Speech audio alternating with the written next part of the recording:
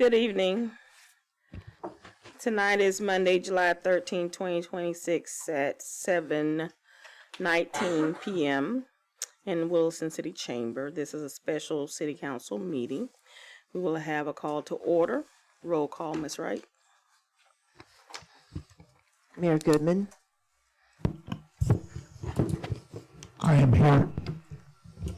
Council President Hinds. Here. Vice President Jones. Here. Councilmember Cox. Here. Councilmember Martin. Here. Councilmember Church. Here. Attorney Kiersten Ballou. Here. Interim/City Clerk Latricia Wright. I am here. And all other staff, Benton Stiegel. Here. And Gerald. Thank you. We'll have the opening prayer and the pledge of allegiance to the flag by Mayor Charles Goodman.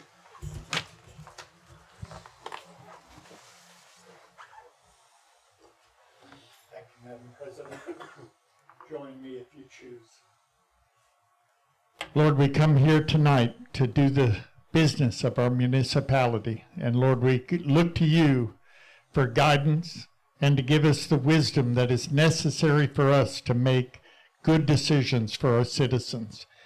Lord, I ask you to be each one of these counselors, to guide them in a way that only you can do. And Lord, I ask you to give them wisdom to understand the issues and the ability to make the decisions, even if they're hard. And Lord, I thank you for each one of these people that have taken time out of their life to come to this meeting to watch government in action. And I ask all this in your name. Amen. Amen. I pledge allegiance to the flag of the United States of America and to the republic for which it stands, one nation, under God, indivisible, with liberty and justice for all. Amen. Thank you.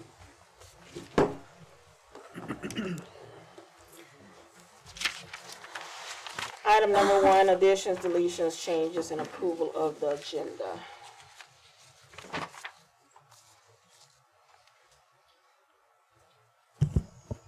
I move approval of the agenda as presented tonight. I second. I have a motion and a second. Any further discussion? Seeing none, I move to vote. All those in favor say aye. Aye. All those opposed say nay. Motion passes 5-0. Item number 2 is public participation. This is going to be your first of 2 opportunities to speak on anything that is not on the agenda tonight. Please state your name, where you're from, and you have 5 minutes to speak.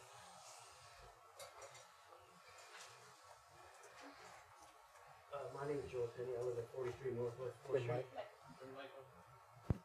I'm Joel Penny. I live at 43 Northwest 4th Street. I just was wondering, have y'all come to a conclusion to handle Miss Debra Jones? I mean, like, controller or anything? Because apparently when she was in conversation with Miss Martin, everything she said was a lie. So, I mean, can someone fix that and address it, please? You have no idea what you're talking about.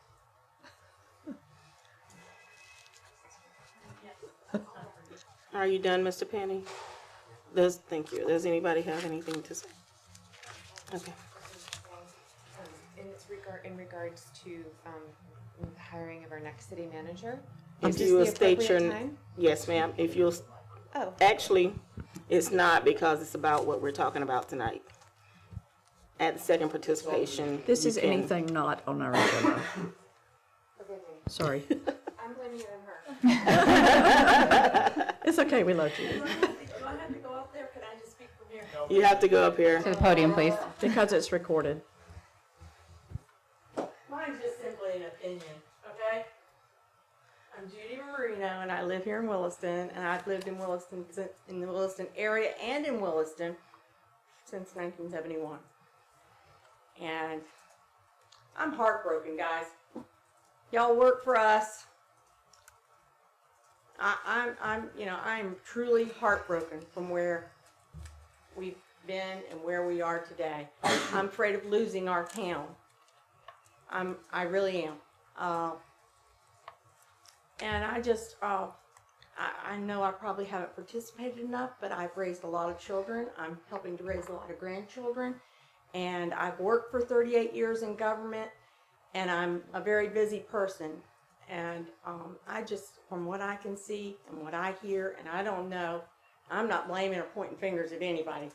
And Debra, I've known you forever, and you've stuck it out thick and thin with this city. And you know, I'm not here to tear anybody down or to bloat anybody up, but I'm gonna tell you, I'm very disheartened by what our town has turned into, and it's pretty. Some days it's comical, and then some days it's just heart-wrenching to me. And some of the things that are just going on. Like I said, I'm just in my opinion. And on another note, I'll just, I hadn't planned to say this, but you know, there's been many times in the last 50 years that I personally have asked people, hey, what's going on with this? Debra, you're one of them. What's going on with that? I felt like I've always gotten an honest answer. You know, that's all I got to say. Thank you. Anyone else? Seeing none, we will move forward. On to new business. Item number A, discussion with possible action, hiring of a new city manager, objectives and procedures. Would anyone like to start? Did we have a general consensus on how we wanted to start? I took into consideration everything that we had discussed in the past couple of meetings, how we had done it in the past, and what we have all voiced what we were looking for and what things we were not looking for, and trying to keep it in perspective to what's being asked of us now to find somebody to take Latricia's place as of now, and to also or look for someone in the long term.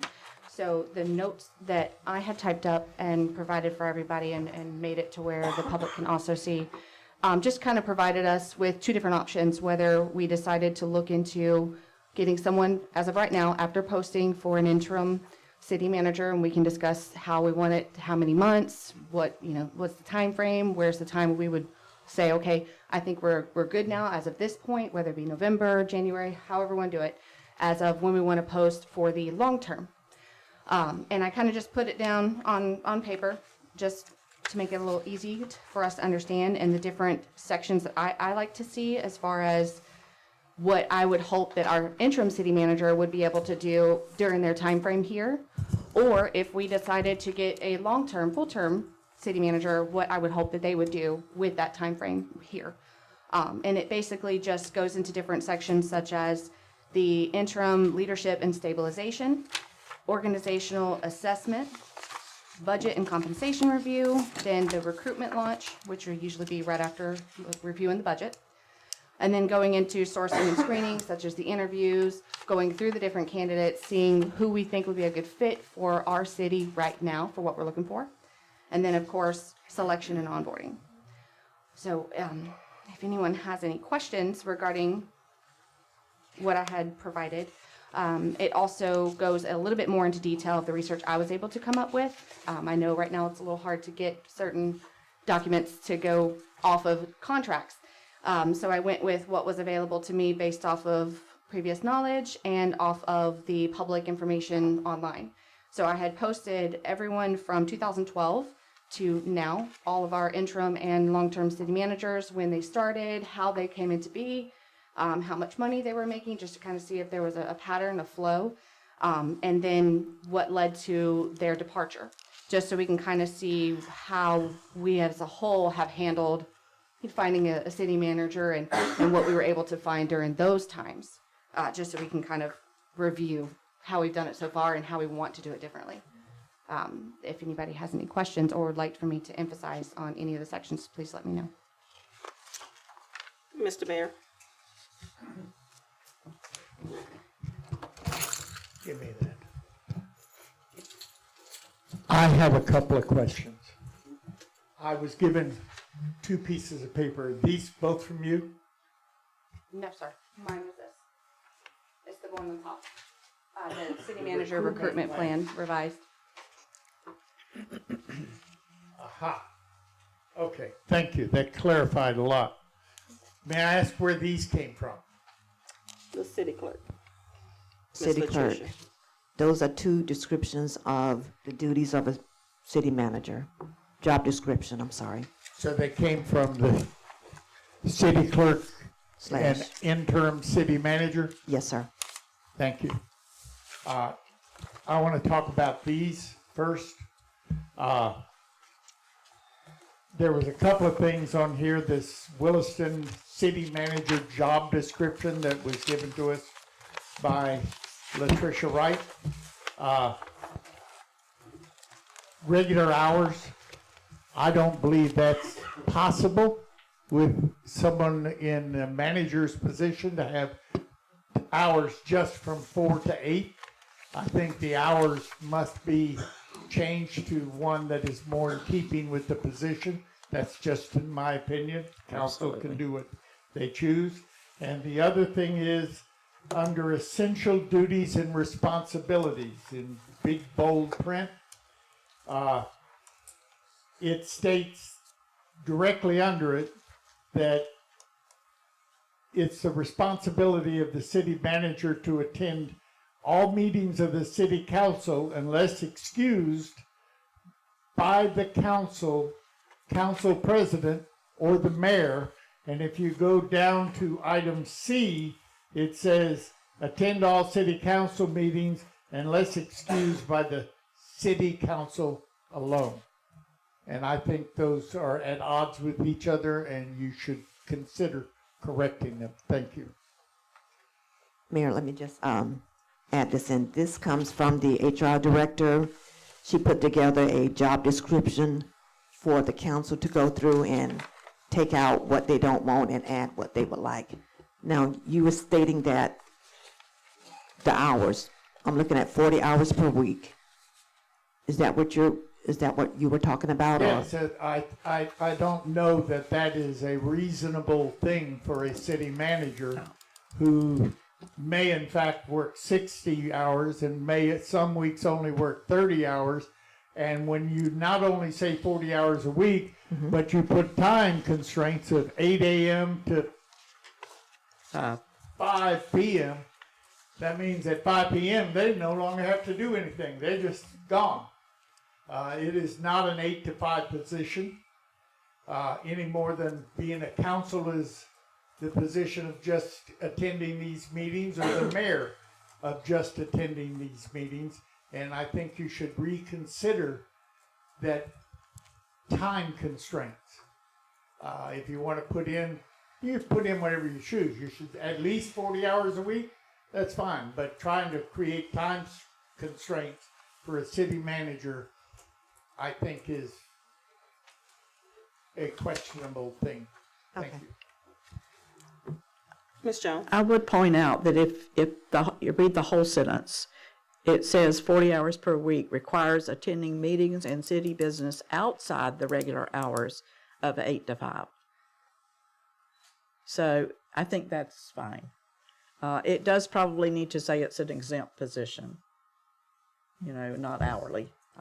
I would probably add those words because that's what most people are looking for. Salary. I would agree with Debra. I'm going to say the same thing. Yeah, I think it reads okay. Mm-hmm.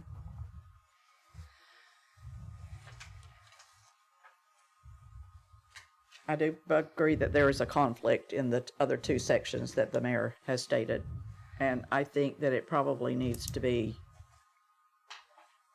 that they inform the city clerk and that the council can then make a decision whether they're excused or not. So normally we don't excuse them. We know where they are. Yeah, I would tend to agree. To me, it reads a regular week is 40 hours per week, but then required to attend meetings and city business outside of regular hours. Right. So maybe we just need to rephrase that for better clarity. So that they read it all together. Yeah. Madam President, if I may just add, I believe what the mayor's trying to say is there are a lot of jobs, such as a city manager, where you try to keep everything within a 40-hour window frame, and there are nights where you're putting in more, or certain special circumstances that are outside of just a meeting may allow that person to work up to 40, 50 hours per week, and they're not putting in those extra hours because they are salary. They're just not being held by the contract or the job description saying, when as soon as 4 or 5 o'clock hits, you have to put down the pen and walk out. I think that, correct me if I'm wrong, but I think that's what he's just trying to mention, is that, you know, we recognize that that is possibly a huge factor, and that we're not just trying to tell them at a certain point in time, stop, leave. And that there may be more And expectations. that's not what it says, though. Exactly. But they still need to have a minimum amount They of do, which hours is why that the they 40 need to is be there. here. So Right. instead of saying regular, you could probably say minimum since they're Right. salary. Exactly, just clarification. And I would take out the word shift and put the position is an exempt position, regularly 40 hours a week, requiring attending meetings of business outside of the regular hours. And I would leave out the 8 to 5 altogether, just outside of regular hours. But what are going to be the regular hours? I mean, you don't want somebody coming in here at Regular noon. business hours. I'm just saying. I mean, she gave me this look like, I'm just saying, I mean, Who, me? no. Oh, I was our going to say, I attorney. didn't give you that look. I'm sorry. Who did that? What I'm saying is there needs to be, even if it's not an ending time, at least a starting time. Because you don't want them to just come in whenever they feel like it. At 9 or 10, Yeah. yeah. Madam President. Yes, ma'am. And I think on the other hand of what the mayor was talking about when it comes to clear expectations on, let's say the city manager is not able to attend this next coming up meeting. She knows, or he knows without a doubt, they contact person A, which would be city clerk or whoever we deem, and then they are responsible to getting that information to the council or whoever may be the next in line. So that way there's no, oh, my understanding is this, my understanding is that. It's very clear in the job description exactly who they report that information to and whose final decision for approval or non-approval. If I'm correct, Mr. Mayor. Mr. Mayor. I'm sorry, was that directed at me? Sort of. I just wanted to make sure I'm understanding what you were saying about. What you said was basically the same thing, worded a different way. And I don't care if it's the clerk, but they obviously cannot contact 5 counselors to get permission, and no one counselor has authority to give that permission. Exactly. Thank you. Darfeness, would it make any sense, since our city hall is open from 7 until 4, for the city manager's hours to align with that so that they're able to communicate with the staff for staff meetings? You know, if they get here at 8 and the staff meeting's at 9, do the staff then sort of have their morning interrupted by the city manager arriving at 8? I don't know the answer to that, but food for thought. I think we're getting too far down in the weeds. I think they're an exempt employee, and we're hiring them to be the manager. And hopefully we're going to hire somebody with enough character that they're going to know what to do. I know it's a terrible thing to say, but I don't think we need to have hours. Okay. 40 hours a week, knowing that it's going to be outside the regular business hours. I think most businesses have minimum is the right word. hours that they have, but with the knowledge or an understanding that they may have to work outside their boundaries. City Attorney Ballou. To the extent that this assists the discussion, our standard language in our agreement with the city manager is the following. The proper performance of the city manager's duties require the city manager to generally observe normal business hours and will also often require the performance of necessary services outside of those normal business hours. The city manager shall devote such additional time as is necessary for full and proper performance of the city manager's duties, and the compensation provided includes compensation for the performance of all such services. And that's in the contract. That's right? in the contract. Yeah, I So think that that's general sufficient enough. language, if you're in agreement with that, we can put into the description. We are, because it still says business hours, which is still what's sitting there. So that's fine. For me. That's fine for you. And you. All right, so we'll change that language.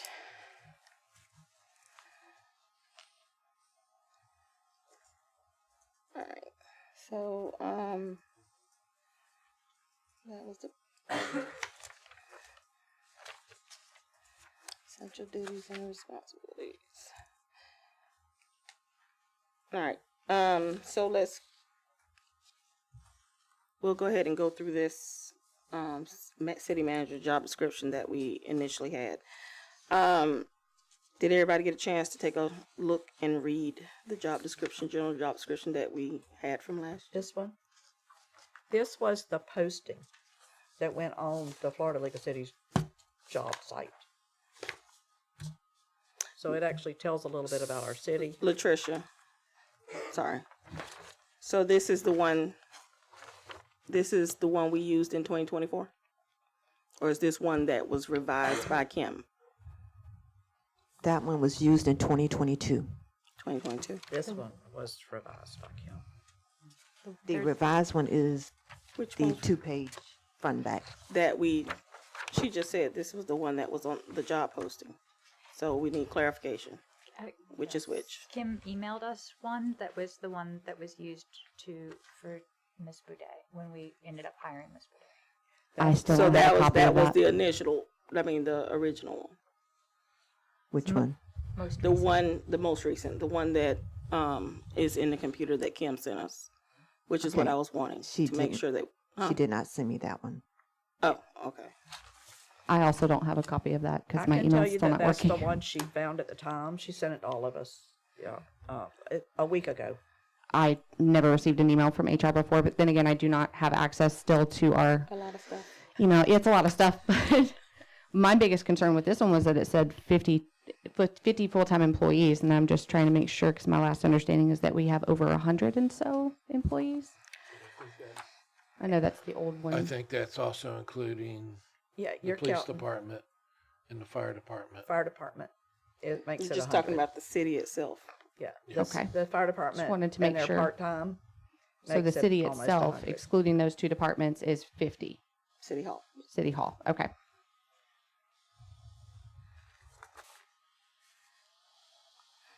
So you didn't get the one from. You didn't get the She one from said she Kim? didn't get it.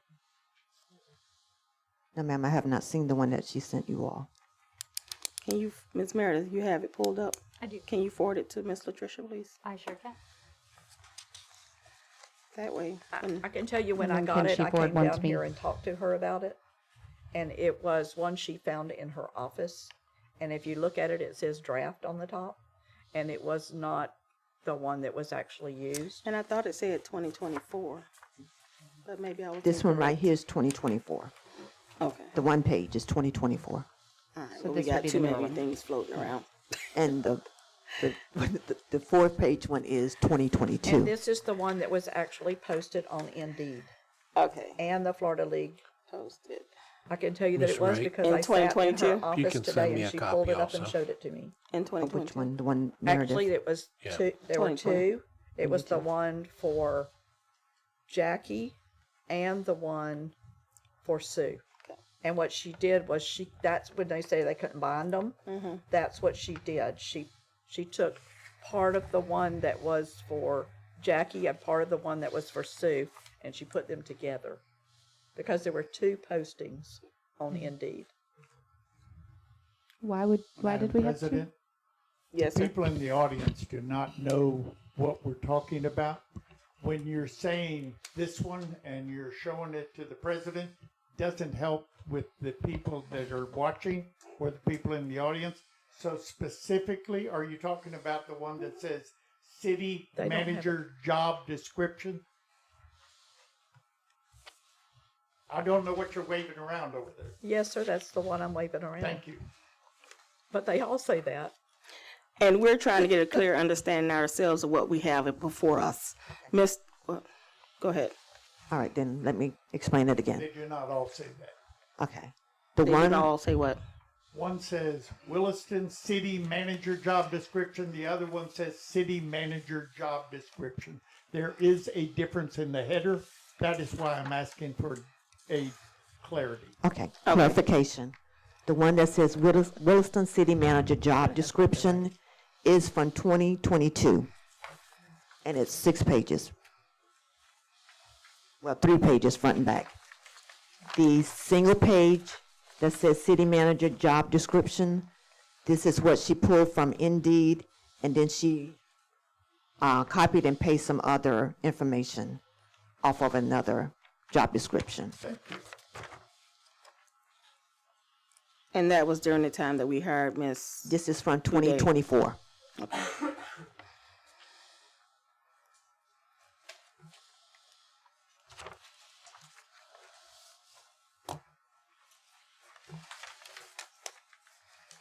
All right, so let's discuss the job description itself, the Williston City Manager job description. We'll look at this job description that was posted on Indeed in Florida League of Cities in a little bit. All right, so we're gonna reword the hours for our city manager. And then, if it's okay, let's move forward and go through the job description and then come back to salary, because I believe that's going to be a really big discussion. I agree. So, when it says the city manager is going to report to the city, the citizens, and the city council, was that in the previous? Do we have the previous job description prior to this one? By chance? Is that the one you said that we have in the computer? This one is older than the one that was emailed That's to us actually by in the HR, computer. but I would say having read, both of them. Bet on too many horses today. I'm riding. Have read both of them. That the one that was printed out is more in depth and the more other one? explicit, and I think my personal feeling is probably if we work off of this one, we're going to get everything we need for the one that Kim sent to us. Agreed. Especially Gotcha. since Shanna has not had an opportunity to read that one. I'm not seeing anything in the one on our desk in front of us that is not also, with the exception of a couple things like must be able to twist and look behind them while working and must be able to lift 10 pounds and things That's why I like knew that. it wasn't But yeah, all that that we stuff is the reason, and the don't- starting salary Yeah. were the reason I knew it was not the right one, so. which is why I came to see her. Okay. All right. So, general direction from the city manager will take general direction from the mayor, president, and city council. Is everyone okay with that? In agreement? So my only concerns with the reports to and general direction from is that section 3.02 of your charter talks about your charter officers, which the city manager is one of. And it says the charter officer shall be appointed by the city council and shall serve at the pleasure of the city council upon such terms and conditions as the city council shall determine. So I just want to make sure that we're clear in our job description that certainly they're accountable to the citizens, but they report to the city council, and certainly they will discuss with the mayor and the president and the They take council direction. members, but their direction comes from the council. council as a whole. Okay. So we will remove reports to citizens. Yep. And general direction from mayor and president, just city council.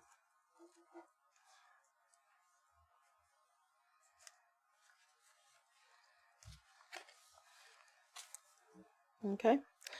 So the purpose and nature of the job, the city manager is appointed and provided by the charter. The city manager shall be the chief administrative officer. City manager shall be responsible to the city council for the efficient administration of the city government. The city manager shall carry out all policies, procedures, ordinances, rules, and regulations of the council. Mr. Fuller, I'm sorry. Yeah, I did say I was coming to you. I forgot you. I'm sorry. Thank you, Albert Fuller. I live at 820 Northeast 3rd Avenue in Williston. I guess I'm a little concerned about the process tonight because there's a lot of documents that we haven't had an opportunity to see at any point, and which makes it very difficult for the citizens to follow. And somehow I would hope that there be at least one document that you all go from that's either put up here or this being the document that you all work with that says Williston City Manager job description, because it just makes it very difficult for public participation without doing that. And the other point I was wondering if, at what point, as you go through the job description, at what point does the public have the opportunity to comment rather than wait till the end? Are there points at which we will have that opportunity to comment? That's 100% up to you. I would say raise your hand if you got something to say. I don't know. Is it in the agenda? Yeah. If it's not in the agenda, she can't put it on the screen. Gotcha. Yeah, I would say as we go through, if there is any questions or comments. Okay. Or at the end of each page. Or at the end of each page. That's a good idea. I like that. Or subject? And I would say that we only got this tonight too. So Yes. we haven't seen it either. It was handed to us tonight. So I would say after each item that we're going through. Thank you. At the end of each item. Thank you. So if you guys have any questions, just wait until the item is done. Yes, ma'am. If you will come to the mic.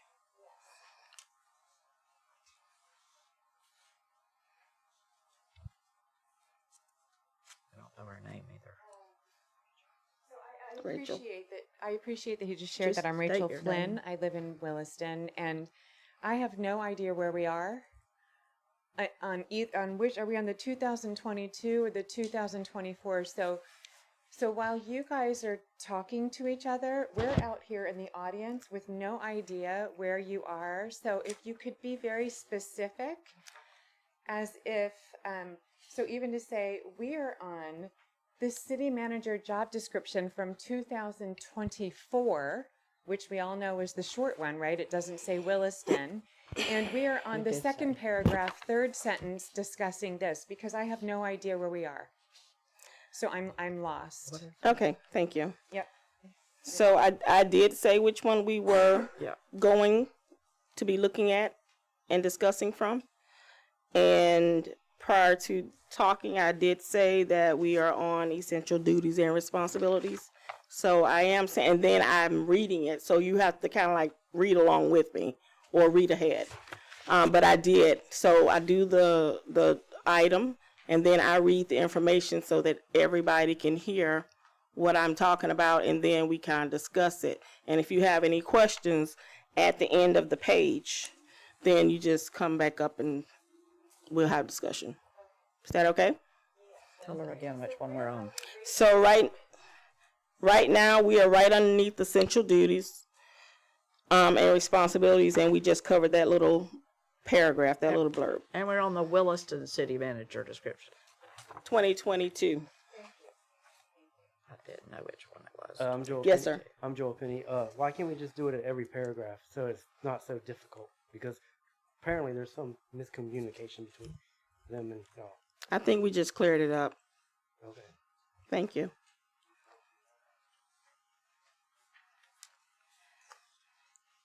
You need a pen to write down any information you want to hold on? Okay. Yes, sir.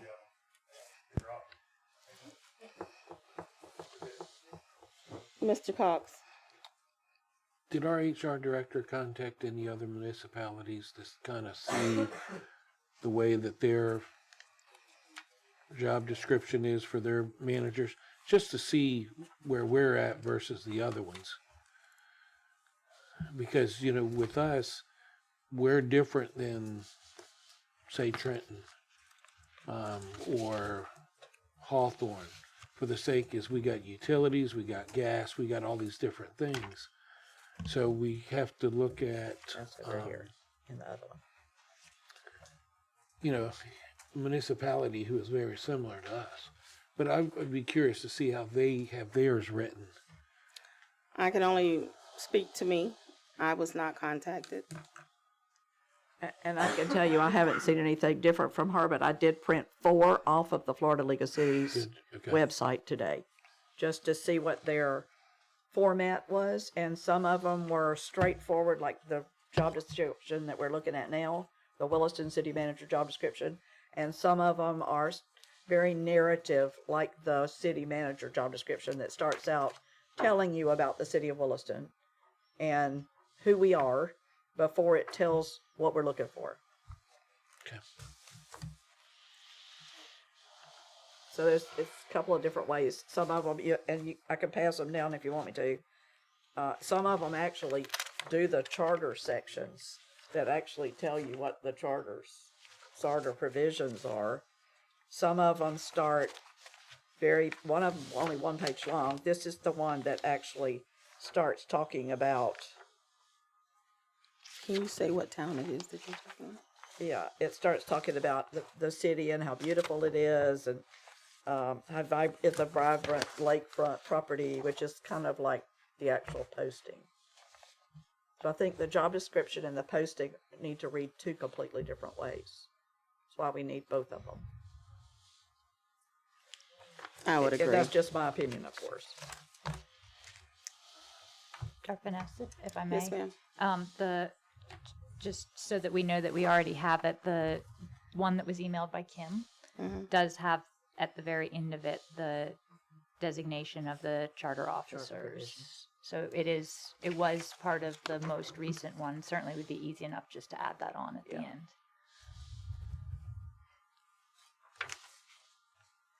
Is there a way I could get a copy of that while we're in the meeting so I can review it?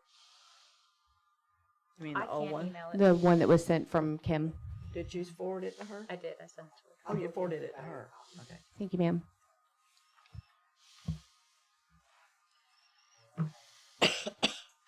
Stephanie, Stephanie Matu. Do you want us to wait until you get back, or are you just going to? Okay.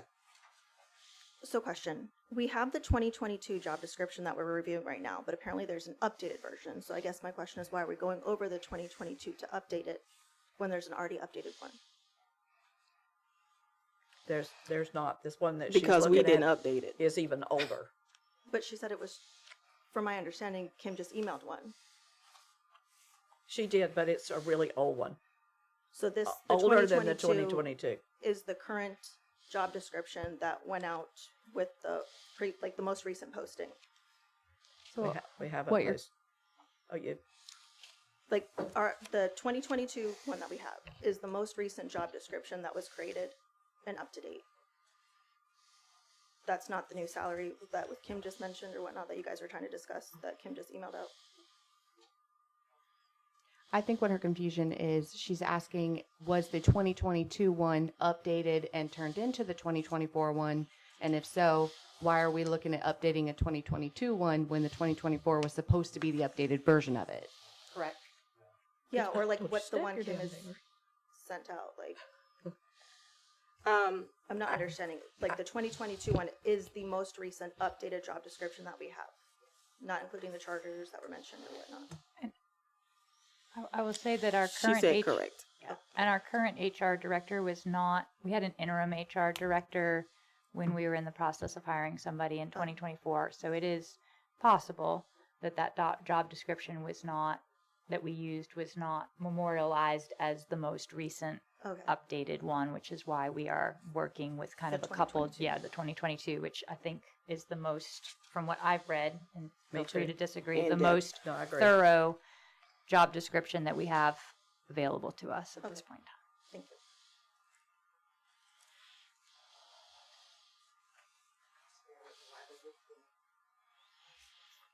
So my question is, this 2024, that is when y'all hired Sue. Y'all based on this, right? And the salary and everything else? then why is that not?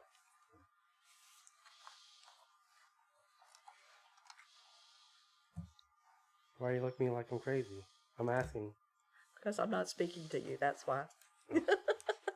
You can ask the president, not me. Can someone please give me an answer on that? May I try? So, sure, go ahead. We had different HR people when the 2024 was used.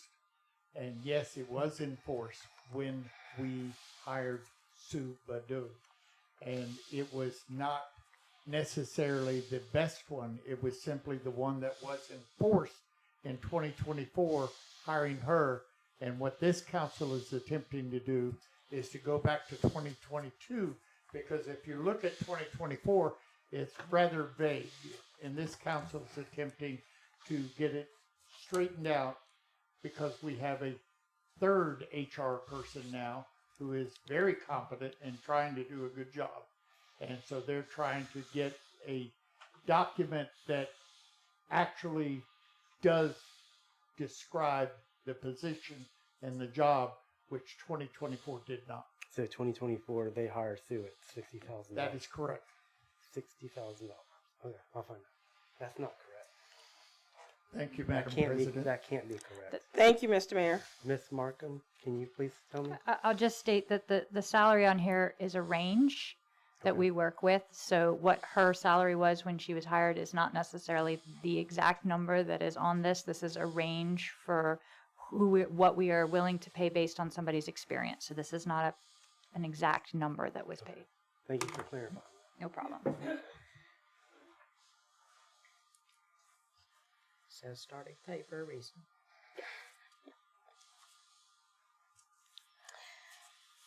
Okay, so we're gonna go back to essential duties and responsibilities. We want the city manager to attend all meetings of the city council unless excused there from the council president, or the mayor. See the laws and ordinance are enforced, and that the provisions of all franchises, leases, contracts, permits, and privileges are granted by the council are observed. So with this one, we need to remove the mayor. Right.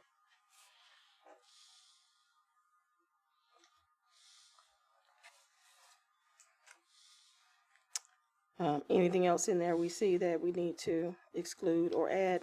May I Mr. ask, Mayor? did all of the council agree to deleting the mayor? Well, we're discussing, nobody has said anything different. Okay, I'm ready to cross it out, but I don't want to do it on discussion. Yeah, It coincides with what we discussed earlier about Right. being Makes it consistent. so yes, you can scratch it, Thank a line through, sir. Madam President, before we move on to the next portion, I will just note that when you start with further, she/he shall, A through H is explicitly from your charter, so I would not Touch deviate that. from that. Okay. At least as far as that wording. We can clarify, of course, in other places, but that's the explicit wording from your charter. Okay. Perfect, so we don't have to add it, it's already there. How wonderful. Ms. Shannon, did you have something? Oh, No. okay. Oh, I thought you were wanting to say something. I was just saying thank you for pointing that out. Yeah. All right, so we're gonna read through it anyway, okay? So further, she/he, shall, A, direct and supervise in accordance with the city ordinance and administrative policies as may be adopted by the city council, the administration of all departments of the city except the police department and the fire department and the office of the city clerk. B, when necessary, appoint, suspend, demote, or dismiss any city employee under his or her supervision in accordance with the law and the city's administrative and personal policies, and may authorize any department head under his or her supervision to exercise these powers with respect to subordinate employees in the department. C, attend all city council meetings unless excused by the city council and have the right to take part in discussion but not vote. D, see that all laws, charter provisions, ordinances, resolutions, and other acts of city council related to department under his or her supervision are faithfully executed. E, prepare and submit the annual budget, budget messages, and capital program to the city council. Keep the city council fully advised as to the financial condition and the future needs of the city, and make such recommendations to the city council concerning the affairs of the city as she or he deems appropriate. F, in the event of any temporary absence or disability of the city manager, designate a qualified city employee to exercise the powers and duties of the city manager during such time, provided that the city council may revoke such designation at any time and appoint some other eligible person to serve as acting city manager.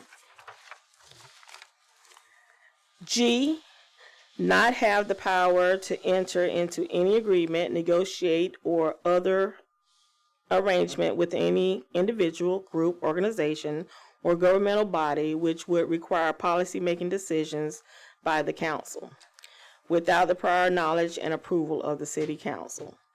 H, perform such other duties as required by law or by the city council. Is that a sneeze? It's a belch. Bless you, maybe? Sorry. It's a belch. I can't All right. have it on. Then we're going to advise, the city manager will advise the council of the municipal electrical and gas utility industries as it impacts on the city's distribution system. Recommend to the council in writing for its consideration such measures that he may deem necessary or expedient. Formulate and recommend to the mayor and city council the adoption of such measures as may from time to time deemed necessary or advisable for the health, safety, and welfare of the city and its inhabitants, or for the improvement of administrative and departmental functions and services.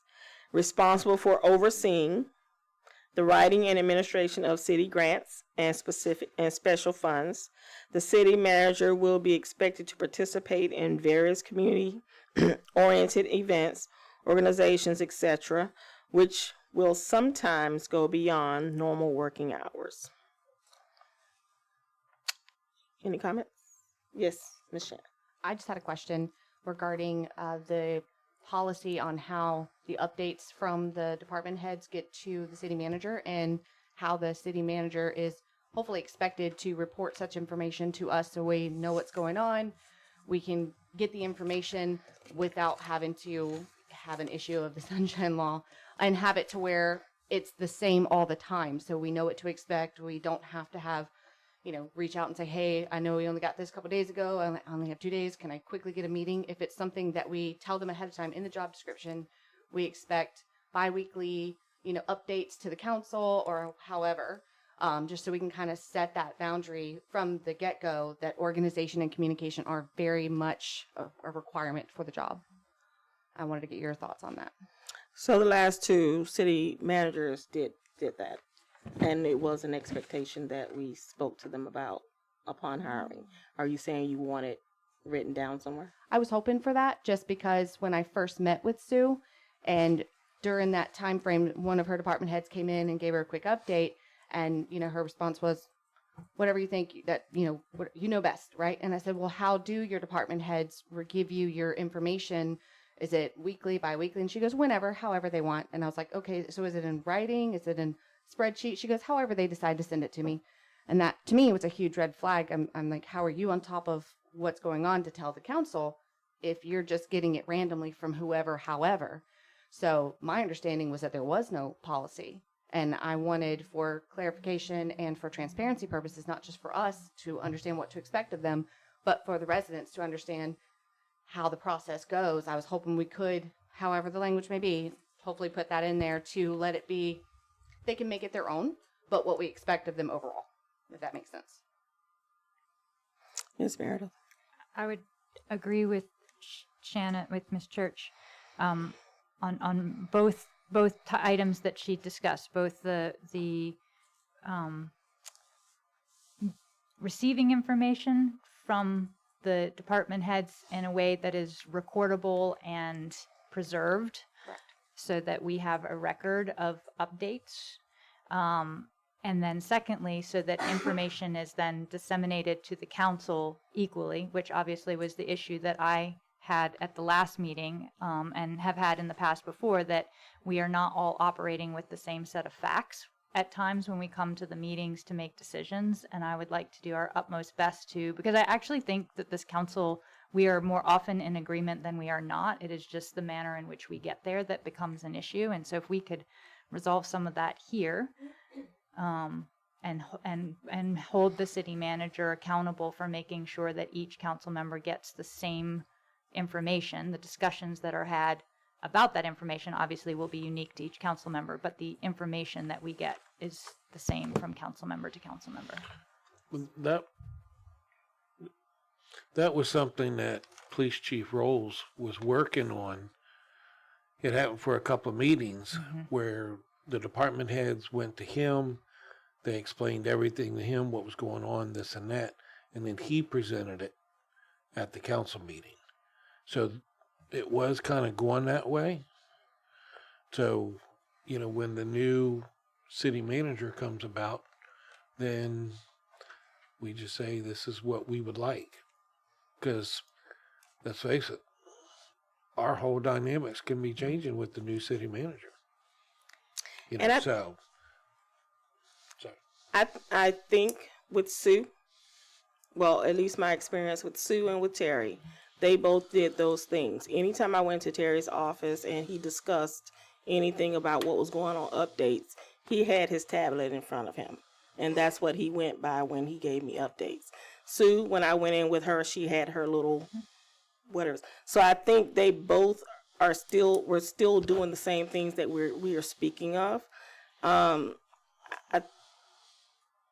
think we just need to be careful how we word and be mindful of how we tell somebody how to do their job, because how they do their job, if I'm saying it correctly, how they do their job may be, everybody may have the same type of understanding of how to do the job, but people do the job differently. And it doesn't mean that it's bad or that it's good. So I just think not saying that we can't do that, we just need to be mindful of how we say that. Yeah. If that makes sense. And I would tend to agree in that I think we need them to do that, no doubt at all, so that we do all receive the same information. I do think once we receive that information, some of us have further conversations that others may not do. Which is what she was saying. The conversation would probably be different, but everybody would get the same information. So if we ask or recommend that everybody receives the information in written form, then whatever discussion you have with that person is your discussion. Give me just a second. Mr. Benton? Yes, ma'am. Can you hear me? Yes. Okay. I was literally going to say the same thing you were. I would just be careful in how specific you dive into micromanaging them. Because different people have different leadership styles. I wholly agree with you that this individual, whoever comes next, needs to report to you guys in a timely fashion and accurately. And it needs to be recorded in a way that we are held accountable, they are held accountable, and everybody is held accountable to the city. I would just be very cognizant of how tightly you grasp your fist, as it were. Again, to finish the sentence, I was trying to finish. Oh, I was actually agreeing with both of you. I believe that we need that, but I don't know that it needs to go in a job description. No. Because then you become the micromanager. Right. And every manager has their own style. I mean, because it says in here that they report to us in a timely manner. Right. It says that already. The only thing that I was pointing out is that, like you said, and like I had said when I started, is yes, everyone does make it their own. But if we leave it to the unspoken rule, then it's, oh, I'll get with them, or, you know, I had that intention and then it may not actually happen. So we don't have to necessarily say you're expected to report to us every week. We can just say that qualifications that we are looking for are constant communication, transparency, things of that nature that says we want to meet with you on a regular basis. Definitely part of the interview process. Exactly. Instead of it coming off as micromanaging, because I'm very also against micromanaging, it makes you unproductive in the end. But I think setting that boundary, especially if they're familiar with us and familiar with what we've gone through, they'll know what it is that we need and what it is that is really important for not just us to operate to the best of our ability, but also for our residents to understand what we're doing and what our overall goal is. So yes, not the micromanaging part, but I just was hoping for something on there that would show them we do have that expectation. Right. Just a second. Yes, sir. Yes, Madam President, I would recommend to the council that is not to confuse two processes. Is one is the job description should be a box that kind of lists the job, and then probably the development and acceptance of a performance standard document that is dynamic and changes. It kind of gets into the weeds and the wheelhouse of this is how you communicate, because as it's been well pointed out, you don't want to micromanage. Someone might do everything electronically, someone might like pen and paper. And so I try to keep this just job description very concrete, you know, say this is what the job is, then develop as a supplemental document with public input, what is the performance standards? You know, what is the frequency of communication? What is the means of communication? You know, how often are you expected to have meetings or public input? And do that as a separate document that could be dynamic and could be changed every year as the job evolves.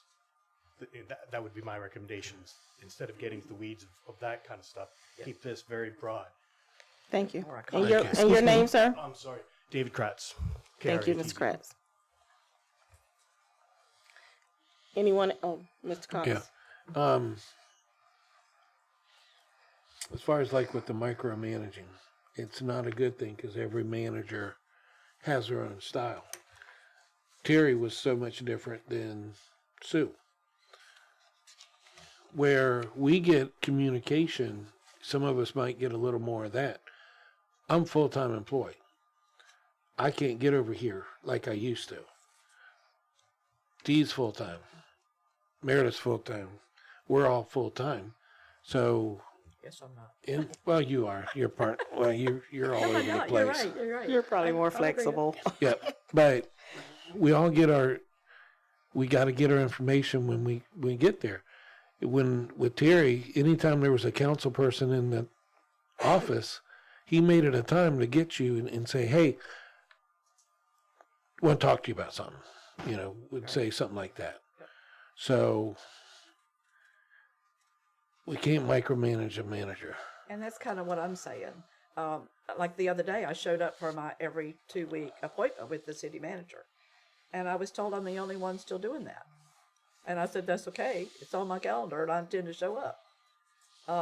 Hey, y'all need to get back on it. I'm doing that. And if I learn information, well, you must have come after she told me that, because she told me that Wednesday of last week, that nobody had been here since then, since Latricia or Mike had been there. Well, that's not true. And but okay. For your regular every 2-week appointment.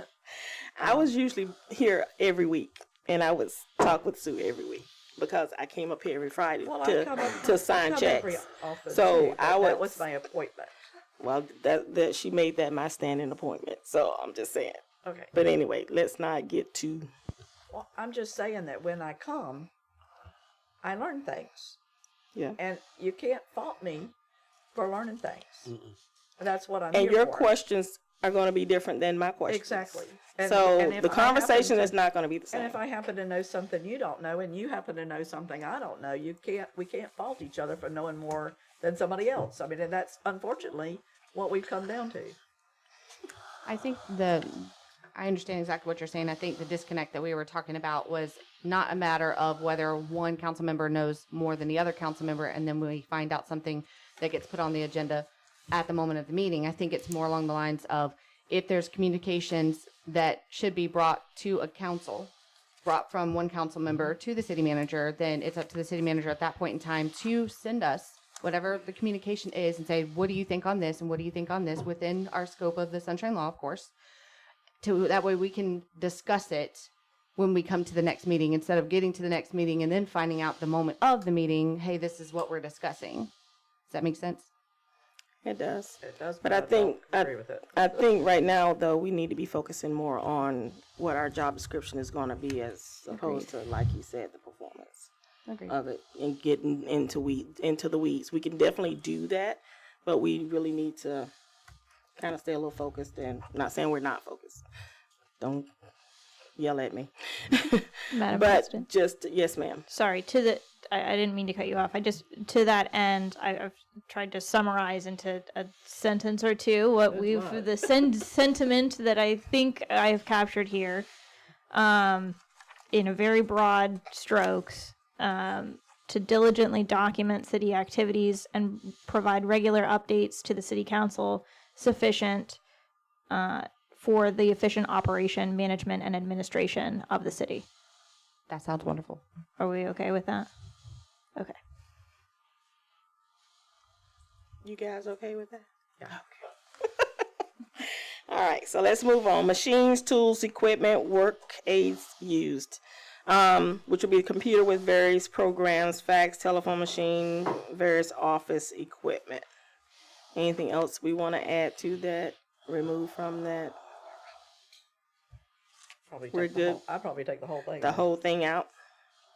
I mean, I think it's more like what you'd give a worker instead of your city manager. I mean, it's like a front desk person. Madam President, Yes. could you tell me where we are? Yes. I got lost in the weeds. Second page, machines, second item. Well, Thank first you. item on the second page. Ouch, I bit my tongue. So Ms. Debra thinks we should take it out. I mean, Sometimes everybody does not know how to, we should know how to use a regular telephone, but everybody got cell phones now. Some people may not. And a lot of people don't use faxes anymore. They scan and email. Yeah. That's true. I mean, I That's think it's true. outdated, actually. Does anybody use faxes anymore? Not unless we're The required. FBI. Not me. Except the VA? I don't know if the VA uses faxes, but I Doctor's use a fax at offices. my house. Oh, not me. I scan an email. You scan? Mhm. I need to learn how to do that. Okay. It's easier. Well, for I'm me. outdated. I'm sorry. All right. So what do we want to do with that section? We want to remove it, keep it? Remove it. I'd remove that one and Yeah, the it's next kind one. of, it's a widely known thing. You Consensus, get that, remove. so we can remove I'd it. remove the next one too. Yeah. Yeah, it goes hand in hand. I mean, Everybody gives consensus on that one as well. And what we're talking about is material products and handle general office supply. Well, now that you have a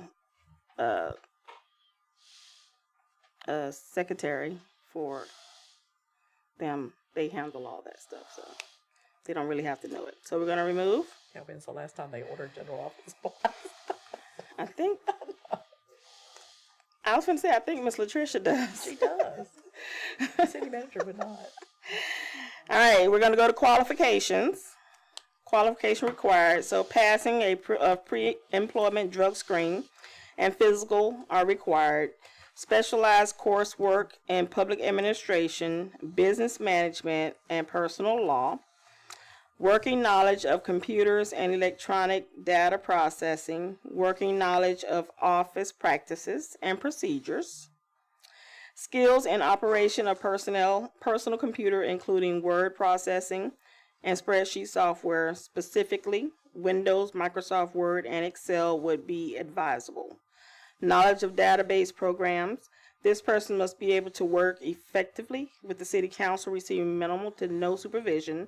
However, at the same time, it will be necessary to be able to take instruction from the city council to implement policies and procedures adopted by the council.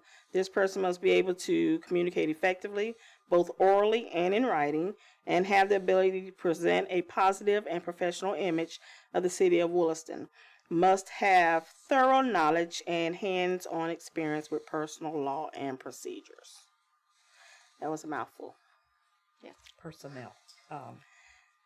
The first thing I would do, and I'm fine with pretty much what that reads, but I would put the education and experience before the qualification requirements.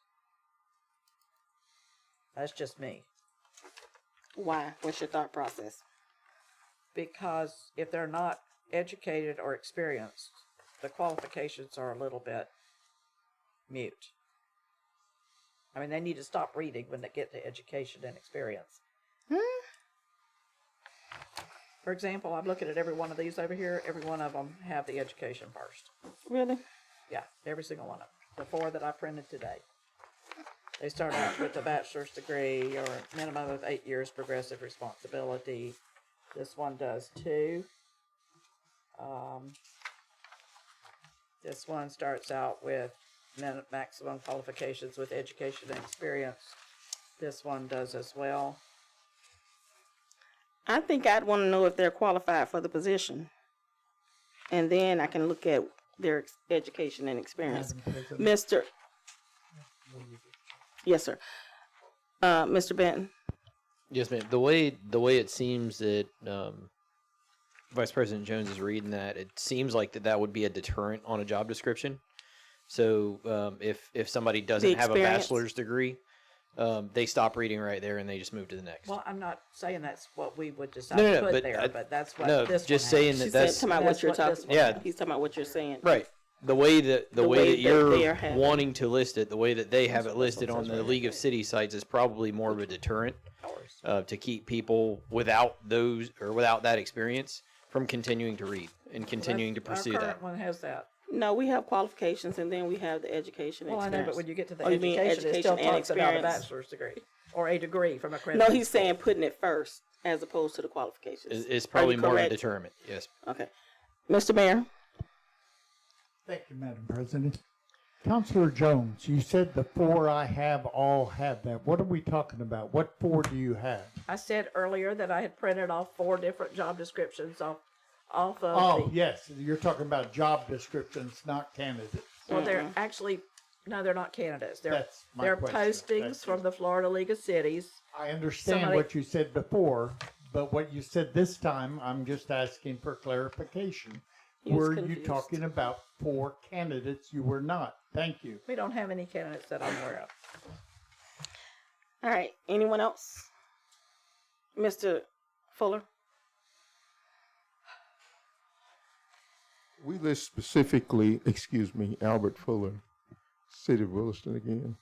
We list specifically things like Microsoft Word.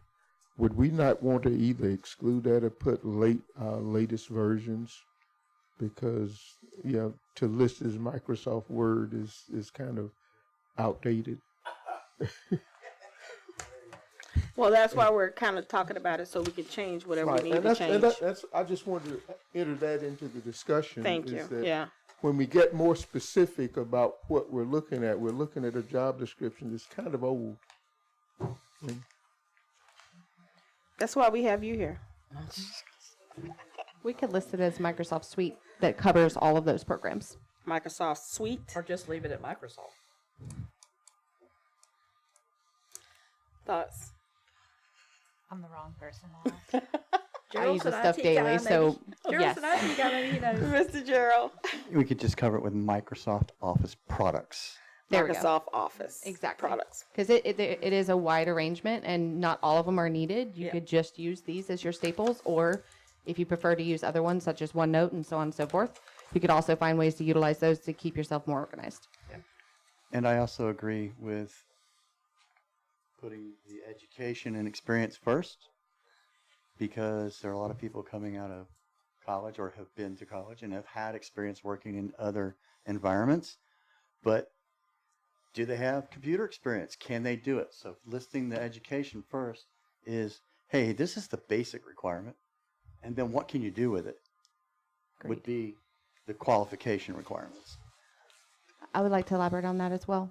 I do agree with you, Ms. Jones. When you're looking at job descriptions, that's usually one of the first things that you see to see if you do qualify, or if to see there is certain verbiage that may be put in there as, we prefer that you have a bachelor's degree and so on and so forth, but What we're looking for is specifically these, which would be the next paragraph. So Right. if we could swap that, it would make Makes the more sense flow to me. go. Exactly. I believe it would. And then it gives us a little bit more leeway with education and or experience, because there is a big difference between, you know, I have a college degree in this, but I haven't worked in there yet, versus I've been working in the field for 20 years and I just haven't had a chance to get that degree yet. So agreed. Thank you.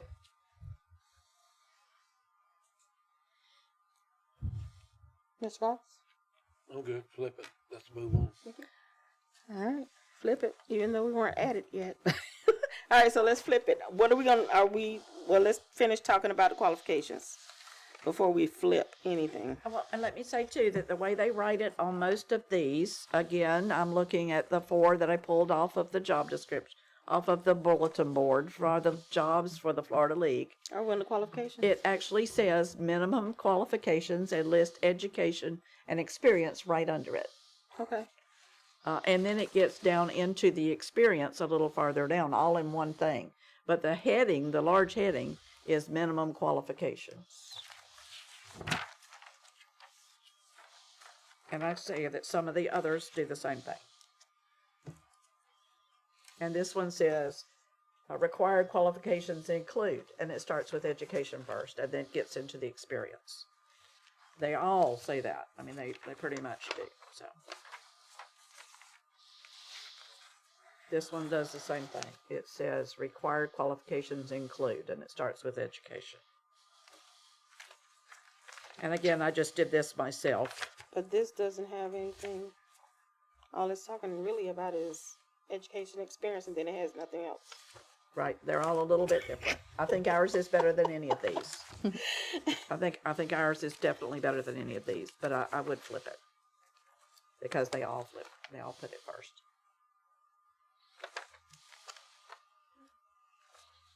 I think it makes it more modern, as was stated earlier. So before we flip it, once again, can we go back to the qualification requirements? Or is that what you're saying you want in the same location?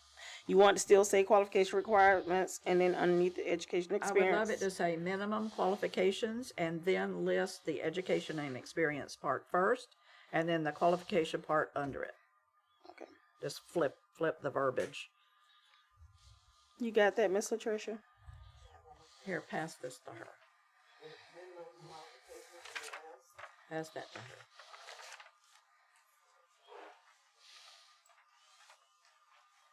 I just think the flow is much better.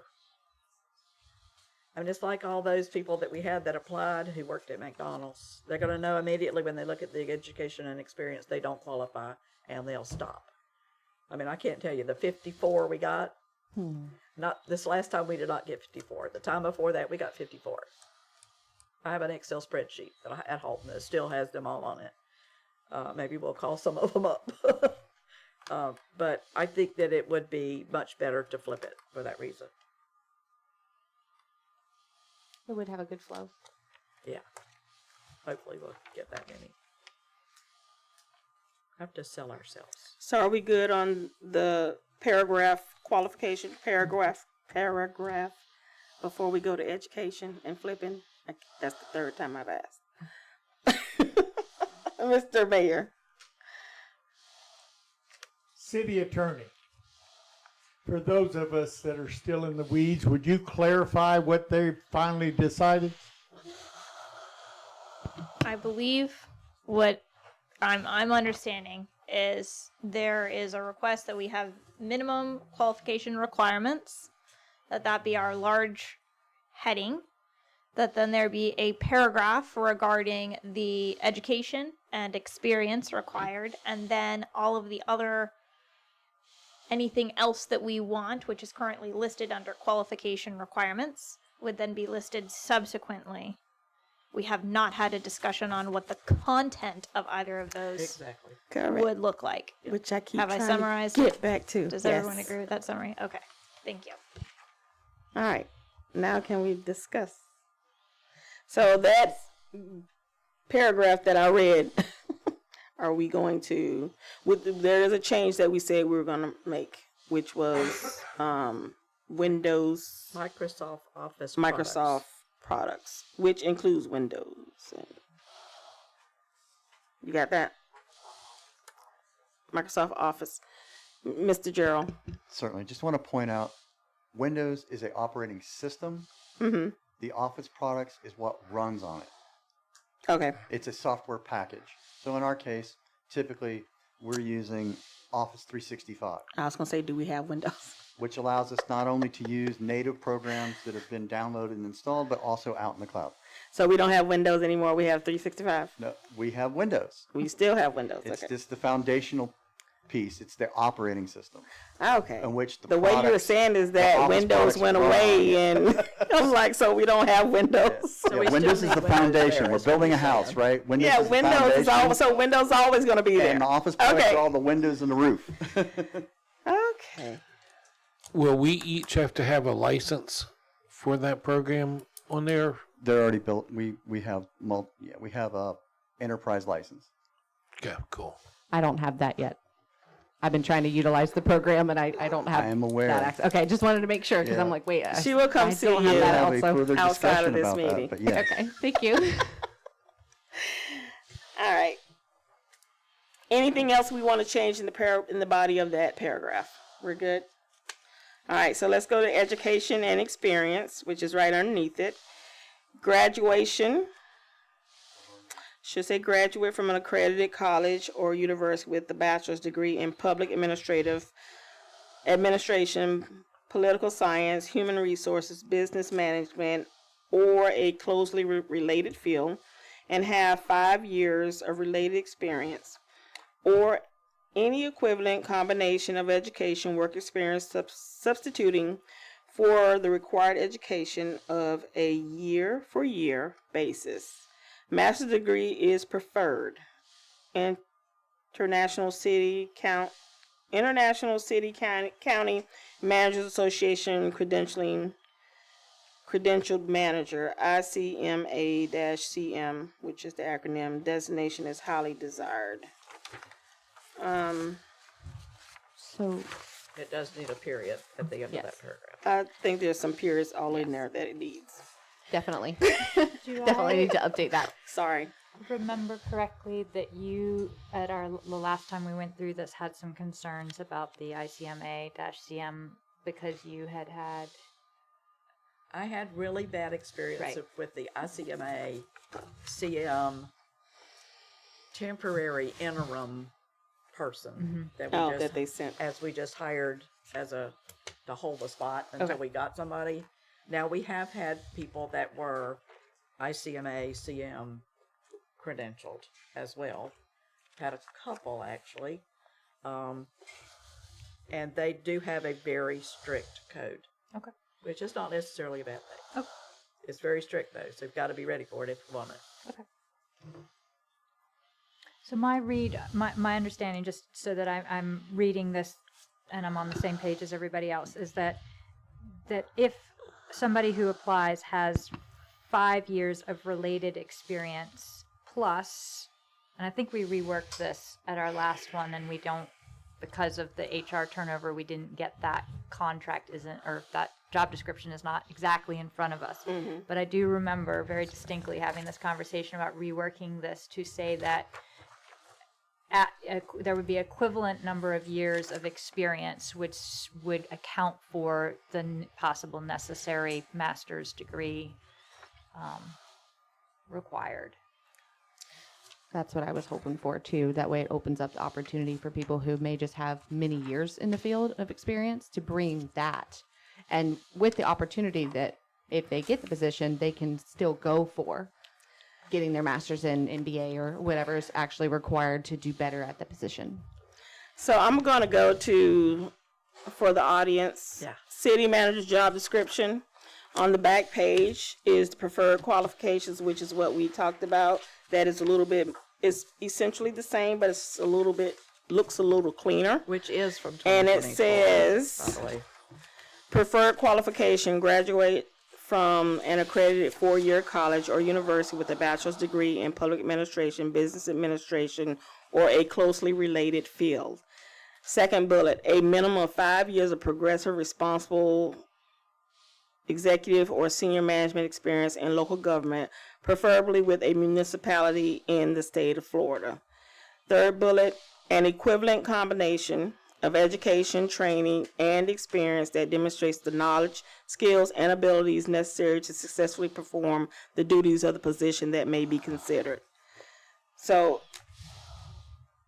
I would suggest that we take that excerpt and put it into that position in this position description. Madam President, Does anybody- could you help me find where you were? Yes, sir. So You said back page. I went to the back right, page. of the manager, the city manager job description, the We one changed pager. documents. Oh, we switched pages. Yes, to sir. I said 2024. yeah. I said we were going to go to that one This one because is because also it pretty much says the same thing. It's just cleaner. Thank you. I much understand cleaner. now. I agree. Any questions? Agreed. Okay. All right. Any questions from the public? Mr. Fuller? This is not something I'd like to add, but just a clarification. Exactly, are we saying that a person can substitute experience for a degree? They can That's actually not what it says. no. Opposite. It They does can not say substitute that. one. They can It substitute. does not say that? It does not say that. The way that it's written is that it says, in place of a degree, if you have the job experience, doesn't then you say would that. be able to be considered. Am I correct? Yes, that's what I read. I think it's asking for all three of these things. All three. The way that I read was that it was If you one or go the back other. to the old one, it doesn't, because it has a great big or. I think we should add the or. Or any equivalent combination of education, work experience, substituting for required education. The other one says that. This one does not. It's got the bullets that say graduation from an accredited four-year college or university. But the way that it words, the wording in the last paragraph makes it appear, and that's why I think we're trying to figure out if it's going to say and or and, because we would need that clarification, such as in the other document where it specifically says it in Word.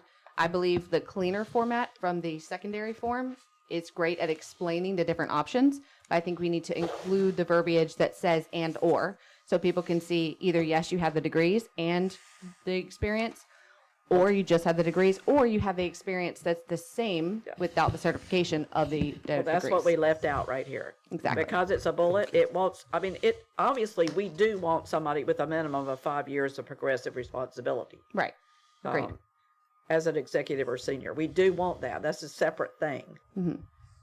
But so if we want that only, if you'll take that only without a college degree, we need to put that or in there. I agree, because I think I think that's it what she's opens saying. the scope, exactly. It is Because what if she's saying. only the people who have degrees put in, that may just be a handful, but there may be qualified candidates out there who had many years of experience in all the different things that we're hoping to see, but they just don't have the degree, and we wouldn't want to deter them from feeling comfortable to submit their application. So I think having the verbiage to say and or, just to kind of clarify, we're open to all that fit within this whole category would be good. Is that what you're asking, Mr. Fuller? That was kind of what I was asking, but I would not want someone that would not have a collegial relationship with another city manager of the caliber that we're looking for. So I would definitely ask for at least a BS degree. Yeah, I agree. I mean, if they're committed, I think they've got a BS degree. Most of them have masters and they're ICMA certified. Right. If the people that you want, the caliber of person that we say we're looking for, Right. that we're going to have to pay for, obviously. Would we accept someone who is already in the process of getting those, or would it have to be they have already had completed and had the certificate available? Certificate of what? For like masters. Say, I know somebody who would love to submit their application, but they haven't achieved They at least their need a BS. BS or a anything at this BA. time. Most of these, I think, will be BAs. So basically what I'm asking is, are we looking for minimum required, you have to have the certification, or preferred that you have this certification, but these are the overall qualities we're looking for? I think when it comes to the degree, they need to have a minimum of a bachelor's. We prefer someone with a master's. That's where the preferred comes in. But you don't want to prefer somebody have a bachelor's and you take something else. So we're basically saying we're only going to look at applicants with bachelor's or more, nothing else. I'm just trying to see the overall scope of who all we're willing to look at. So that way the potential applicants would be aware whether they qualify or not. I think if we get somebody who has a very impressive resume, doesn't have degrees, we owe it to look at that person and go a little deeper into it. You think about some of the people who are running major corporations. Dave Thomas built Wendy's, didn't even graduate high school. Agreed. There are people out there that have built successful businesses and didn't have degrees. Correct. They have built the businesses. You know, They didn't come into so businesses. I didn't go to college, but I got 40 years of management experience. But they built the businesses. And that's where he's saying is the experience on resume would show everything that they put in versus we don't want to even accept the resume if the certification is not attached. Well, that's why you just said or. So if you're going to say we're looking for people who have X, Y, Z, or that's why it says equivalent. Exactly. And that's Yeah. what I was hoping for the So, clarification. yeah. That's exactly what I was hoping to see. Good read. All right, if we're going to do that, I would like to do the still on the same city manager job description, preferred qualifications at the bottom. Kind of combine the first two, and then because I really want them to have a degree and minimum of 5 years, or the or comes right there. An equivalent combination of education, training, or experience. Yes. That's where the or comes. We do want them to have the minimum 5 years progressive responsibility in education or senior management. And I'm with Mike. I can think of some wonderful city managers that we've had that may not have had a 4-year degree. They certainly didn't have a master's. But I've had some who have had a master's who've been horrible. Exactly the point. Horrible. I'm looking for a leadership. Somebody Yes. who's a leader. Strong leader. Who can keep us all in line. 100% agreed. Yes. I'm good. You guys came to the conclusion that Yeah. Yeah. I think it may be that the minimum You good? 5-year progressive needs to come all the way to the bottom. And it may need to say graduation or equivalent with a minimum of 5 years of progressive. I think that flows very well. What do you think?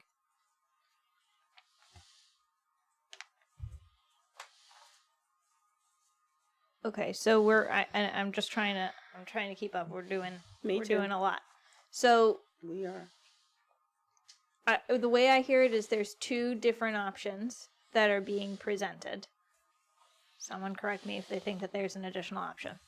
Option 1, we have exactly how it's written, preferred qualifications, okay, with an and at the end of the first bullet point and an or at the end of the second bullet point.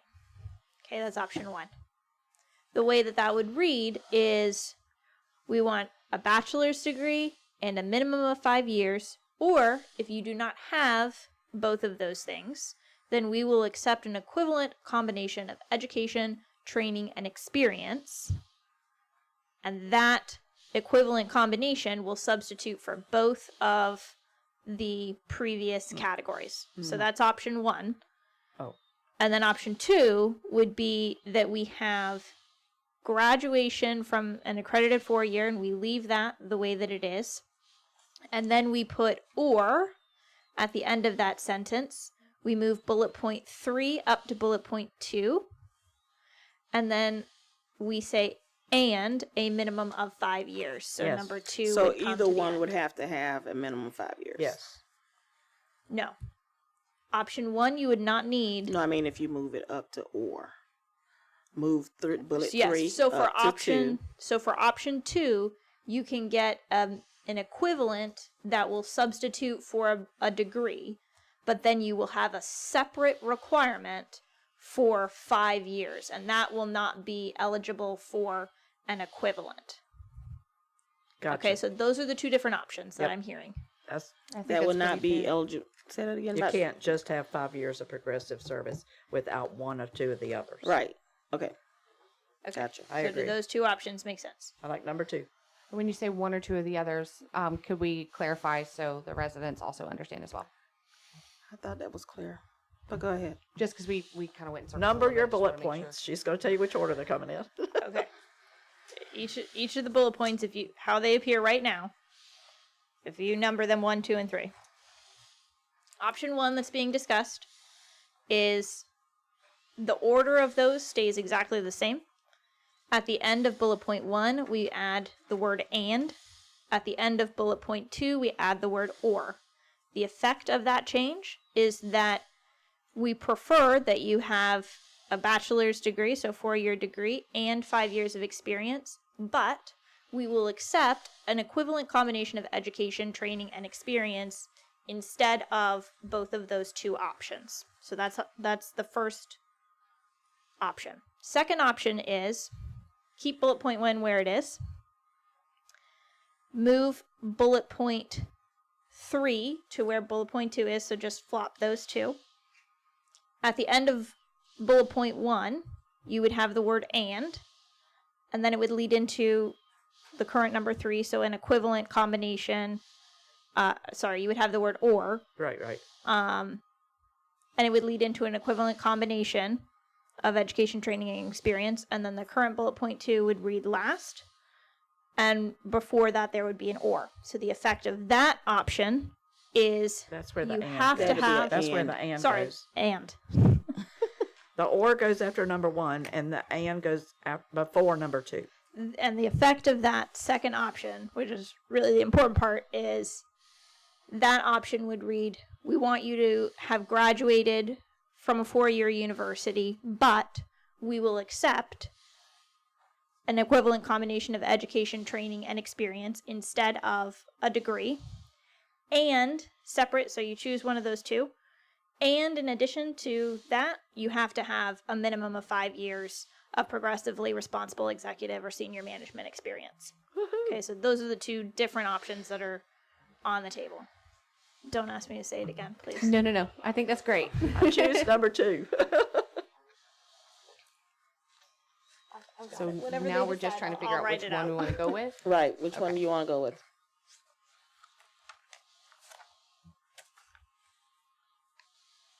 I believe I also like the second option as well. I think it just opens it up a little bit more so that way, either way, we're still going to deliberate through the candidates, but at least it gives us a bigger scope of people that may be able to qualify.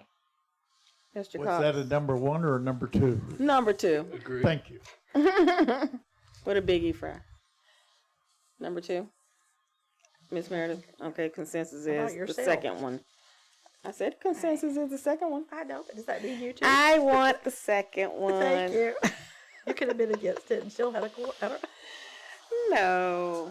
Okay. That's good. Ooh, that was the hard part. All right, I got that. Okay. Thank you.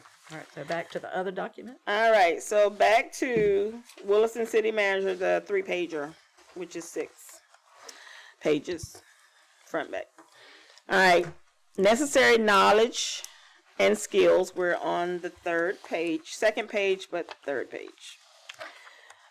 Necessary knowledge, skills, and abilities. Must be able to function in the modern public administration area of A, risk management, B, human and financial management, C, utilities including water, wastewater, gas, electric, D, solid waste collection, transfer, and disposal, E, law enforcement, F, fire and rescue services, G, capital improvement projects, H, community planning development and redevelopment, I, economic development, J, airport administration, K, strategic planning, L, state statutes, city charter, and ordinance and resolutions, and M, implement ICMA-CM local government management practices. Madam President, if I can, the next, starts with 1, staff effectiveness, and goes through the next several pages. Is that the IMC? Ending on the very last page with That's the ICMA 18 stuff. personal development is the previously existing version of the ICMA what they call core competencies. They now have 14 instead of 18. They've consolidated a couple of them, so this is a little bit outdated. Okay.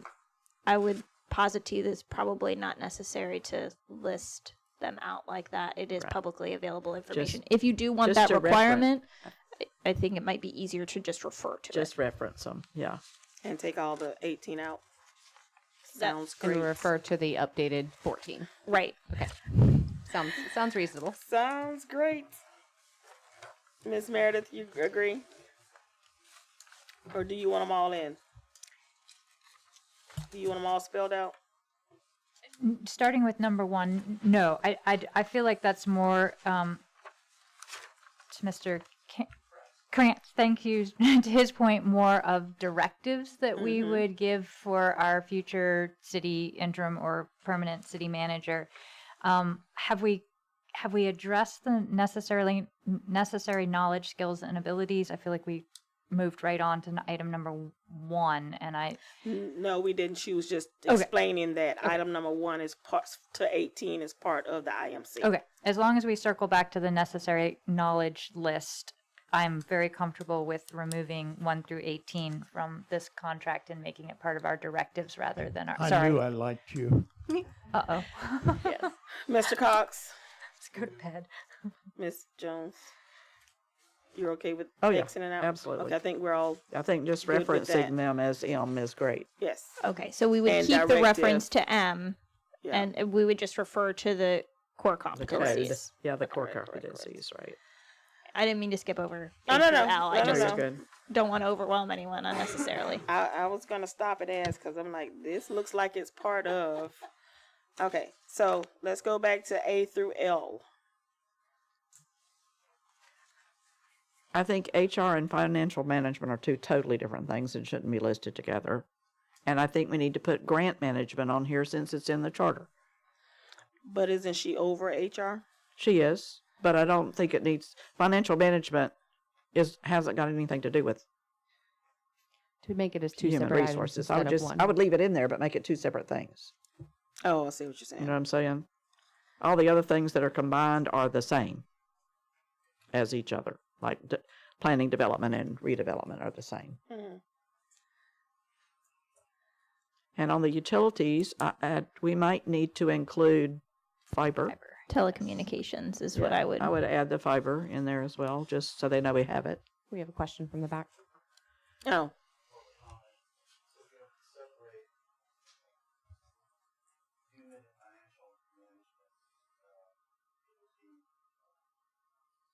We can't hear you. Can you, is your mic on? It's not on. There we go. Thank you. Is that Yes, better? please use your microphone. I always start waving my mic at you. That's Thank what you, they Mayor. normally do to us. I'll break it up as human resource management and financial management, 2 separate lines. I agree. Thank you. But do it as human resource management because it's, figuring out how many people need to do a task, right? Each department. How many guys do I need for this? How many guys I need for that? Resource management. Exactly. I'm good with that. Me too. Everybody else good with that? Yep. All right. Miss Ballou, you got that? Got it. Anything else on the knowledge necessary? Yes, ma'am. Come to the mic. On the necessary knowledge and skill. She's like, I'm gonna sit up at the at the front. I still don't know who she is. I think that something that is missing from this is communication skills. I think that something that I've seen from afar inside the city is lack of communication from one person to the next, and I think that it's caused a lot of issues. That one department is not communicating with the other, and so I think that if we have a city manager, they should have excellent communication skills. Thank you. I think it should be listed. That's my opinion. I like it. Thank you. And I would just comment, that's one thing Miss Beaudet had. She had great communication skills. She communicated with us constantly. She did weekly reports that were wonderful. They just didn't do much else. I just remember that it was, some people stated that they did receive it and some people said that they didn't quite receive the same information just based off of what we received as a resident during that time frame. That was my I don't understanding. think the residents received anything. The residents, as watching the council, seeing some council members saying, "Oh yeah, we were, made up to date of the meeting she was attending," and then other city council members, such as Mr. Cox, at one point in time was saying, "Well, we're asking you to give us updates on other things, not just attending meetings." Oh, yeah. So that kind of communication, I think that might be what Miss Rachel might be referring to. His point was she attended meetings all the time instead of taking care of the city. Right. That was his That as well. Yeah. To clarify, did we want to add communication as one of the I think bullet that's points? a huge thing, Okay. in my personal opinion. Effective communication. I got it. Could I also add organizational skills? It goes, in my opinion, it goes hand in hand with communication. So you're not just communicating, you're communicating the same information across the board, showing that both are equally as important.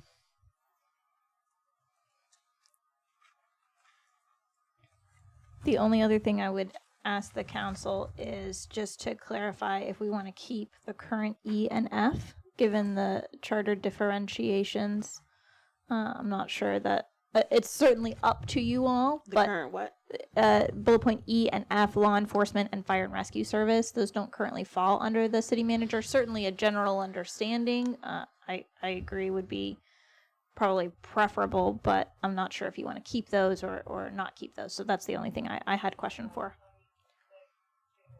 I think the budgeting portion of those two departments can come under finance, and it would be just fine. I do want the candidate to know that we do have a police department and we have a fire department, because a lot of cities don't. We could put in there, like you said, an understanding of, to kind of show this is something that you're going to want to be familiar with and you're going to work hand in hand with, but it's not something that falls under your scope of duties. Yeah. Other than the budget itself. Other than the budget. So which is put under budgeting. finance. Yeah. I can put it under the financial management, including related to fire and rescue services and law enforcement. Perfect. And then remove it from And then E&F. remove it from a separate bullet point. Perfect. Okay.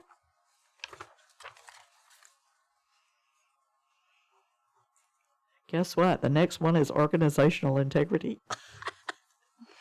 No, I think that's actually part of the Oh, you think it is? It is 7. I think it's part of number 17. Yeah. And that's what I was gonna say, All right. that IMC. Oh, and 18 also, excuse me. Practices Never mind. covers Never mind. more than likely communication and Yeah. organization and all those things. It does. And it does, whether interpersonal or Yeah. And like I said, they have a very strict code. If you read this, you'll see exactly what it is. If the council would like, just for clarification, I can read to you the 14 that are current so that you know what categories are covered. Sure. I That will will work. just read you the categories. Yeah, The titles. Information Just inside the of them is titles. irrelevant. Not irrelevant, but certainly beyond the scope. So personal and professional integrity, community engagement, equity and inclusion, staff effectiveness, personal resiliency and development, strategic leadership, strategic planning, policy facilitation and implementation, community and resident service, service delivery, technological literacy, financial management and budgeting, human resources management and workforce engagement, and communication and information sharing. Kind of covers you. it all. so, yeah. Yep. But if they don't have that, it's good to have Yeah. communication and things in there. Reference to it. Yes. So we Excuse could, me. if we're referring to, we're putting a line in here for M saying we're referring to this, we could say such as some of these items title only. We could if you That wanted way to. they can kind of see what the scope of that is in just a one-liner versus having 14 different Or we stated could hand ones. them a copy of the code, because it is a very strict code that they go by. Of course. Up to you all.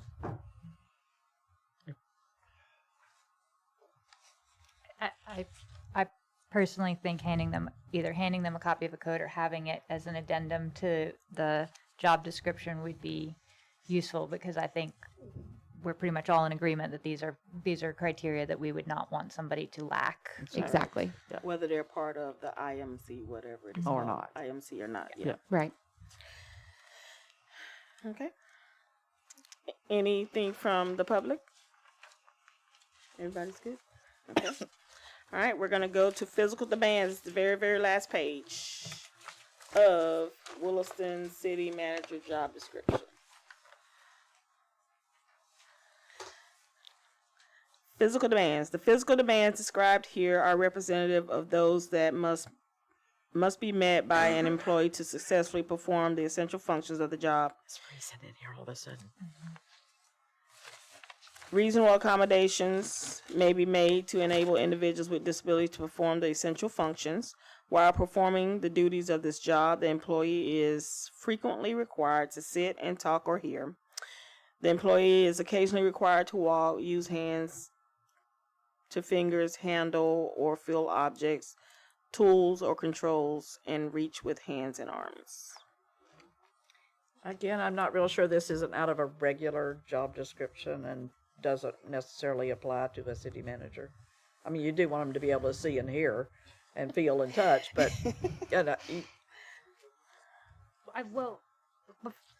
I guess my only concern about that is that I do think we need somebody who can physically visit sites, development sites, Block 12, who can attend meetings, who has that capacity. So I don't know that these words necessarily need to be the exact words, but I do think we need somebody who has the ability to drive themselves to a meeting, to go out to Block 12 and check on things, Agreed. and to be able to get here during a hurricane. definitely believe it could be rewritten and be better. Yes. So not removed, just rewritten. Yeah, this is a little choppy. Yeah. It's a little bit more tailored to what the city manager would actually be doing here versus just in general, like as a human. worker or a staff member Right. who's in the field, who's got to touch and feel and use a tool. I do like that it also offers the information such as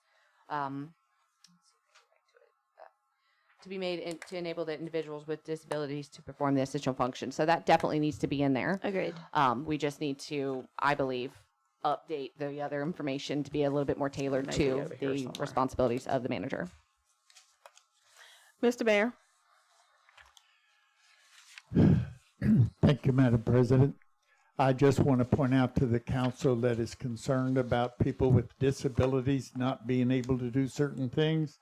The Disabilities Act particularly covers those people, and you cannot exclude them from a job description because of a disability.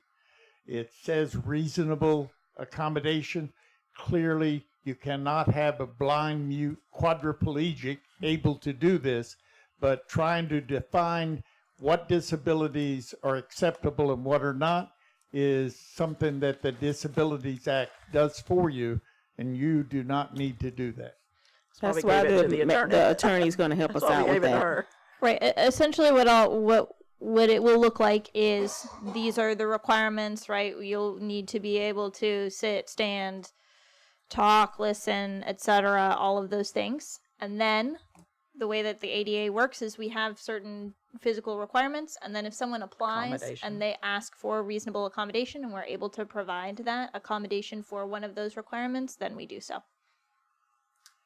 Agreed. So we will have all that language. Perfect. Yes, Mr. On the same note, I think that the last sentence is just too in the weeds.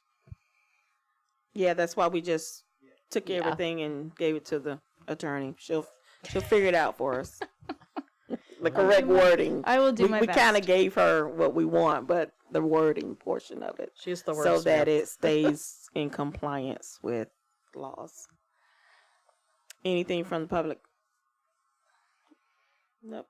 Okay. So we're going to go to work environment. The position requires a highly motivated person with vision to continue to offer new programs and initiate innovative thinking. This position requires a person with a good general knowledge of municipal government and finance administration. This position also requires a hands-on approach in all areas of operation, including dealing with elected officials. This position requires someone who is a good manager of time as well as people and resources. The job can require a significant amount of overtime to accomplish all tasks and to manage the advisory boards and committees. This incumbent is also on the board of directors for both the Florida Gas Utilities as well as Florida Municipal Power Association. He or she also chairs or is a member of various local boards as appropriate. I think we should put a successful candidate will also hold a seat on instead of an incumbent. I like that as well. Are they automatically given a seat? Yeah. Okay. Yes, Mr. Gerald. I just think significant amount of overtime. We should strike overtime, make it just time. A significant amount of time because they're already because they're not getting overtime. They're just, right. Right. But Yeah, we really don't need to call it that. You're I'm right. agreeing. exactly, just call it time. I'm agreeing. Yeah, because you don't want it to be seen as a negative thing either and deter them. Like a significant amount of overtime, we're talking an extra 20, 30, 40 hours. It all Whatever depends it on takes. perception. Is there Okay. the perception we want to give? Yeah. Mr. Fuller? Oh, okay. And I just wanted to say, I actually really like that section because I think that's something that Chief Rolls and Latricia had done during their time.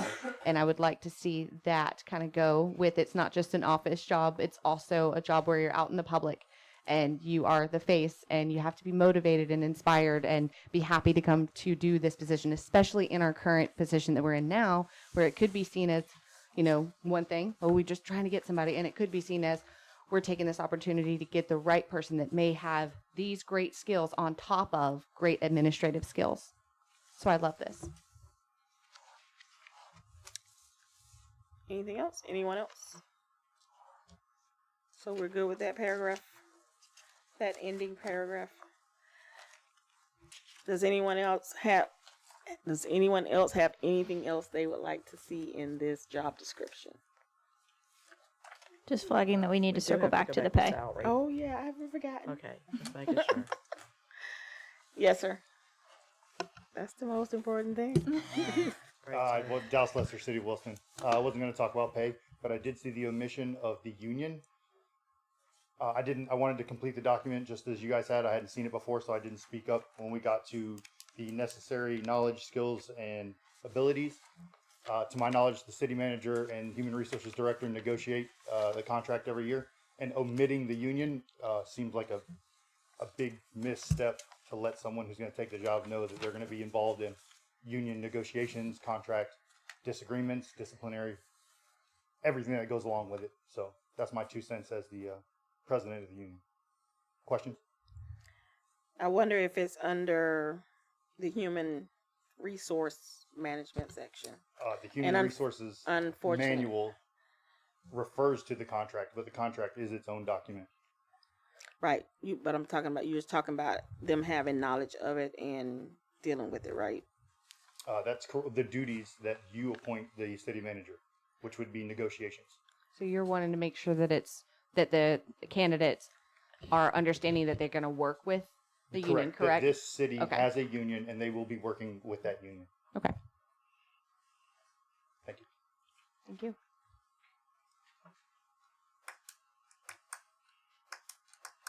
I think if that is a Anything big role, else? we should add it. I'm comfortable adding that. I don't think it does us. I think it's worth adding.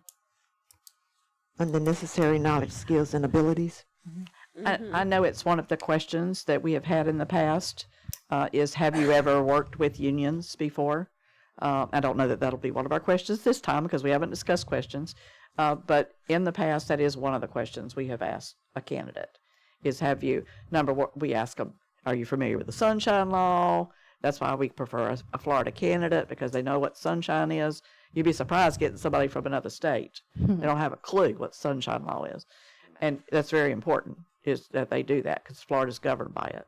But also, we've asked them if they've ever worked with unions, how much budgeting experience, all that kind of stuff. I think if we're going to ask the question, it would be a good idea to reference it as well in the job description to kind of coincide with each other. So we could add a point that says collective bargaining units or unions. Yes, that would be a better word. Yeah. Okay. Anything else? Go ahead. Mike, please. Mike, please. Sorry. So we talk about the hours that we expect a person to do it. Why don't we just put, it's a salary. If you're a salary, you're available all the time. And that's what I said earlier. I just state that it's an exempt position. Well, I don't even know what exempt position is. I do, but I'm means just saying the it's person may not salary. know what exempt is. So if you just say, everybody knows salary means you work all hours. A city manager candidate will know what exempt means. If not, we don't Well, want them. that's true. They're gonna know. Well, heck, I'm sitting here and I didn't know what it meant. I mean, if they don't know what it is, we don't want So them. we can just swap out exempt for salaried. That way it's a clear cut description. Huh? No one can work the hours Latricia works. I think I have a general understanding of what Thank you you. all want to come Okay. back to. All right. So the last item on if we're not adding anything or deleting anything else, is going to be our starting pay, for this position. If I may. Ms. Meredith, go ahead. So at our last, when we did this last in 2024, we had an extensive conversation about this, and I'm not going to talk about numbers, but I think what we decided to do was put a cap on it versus a bottom on it. So kind of flipping the current one, the stapled one, Williston city manager job description has a base, and then the one that was just handed out has a cap, and that was the shift that we made after much discussion the last time to say what is the most that we are willing to pay, assuming the person has, and we had a lot of debate about it, so I'm not saying there isn't room for debate, but just that was the conversation that was had last time. It's a more modern approach as well. And that would be an up to certain dollar amount as starting pay, correct? Or up to certain amount is all we're willing to offer during their tenure? Or just for starting. Starting pay. For starting, just for clarification. Yeah. Okay. Most job descriptions usually do that instead of saying, oh, it's starting at this or between this and that, because it really depends on the candidates and their qualifications and how much we're able to do per our budget. I think if I remember correctly, our final agreement was that we did not want to get people applying who are expecting a number that we couldn't even touch, because it's kind of a waste of their time and our time. So we were trying to kind of narrow that, and we didn't put a bottom on it, if I remember correctly, You're right. for some, I can't remember the reasoning, but we didn't put a bottom on it. I think it read just like that. Yeah. Mr. Benton. Yes, ma'am. I think that came, the origins of that come from the HR manual. And our HR manual says when you're going through the hiring process, you have a base, and then not to exceed 15%, from your base based on experience. Obviously, with you guys negotiating with this person, I think that would take priority over some of that, and that was meant for more of a hiring a team member or interim. But I think that was the origins of that. That's more for a person who's already an employee who's moving to a new position. No, ma'am. That's for hiring somebody new entirely. It's base plus 15%. That's the max you can go starting brand new. I promise you. It doesn't include the city manager at all. Right. No. I'm agreeing with you in that. So I think it's not applicable at all. No, it's just I think that's the origins of the base.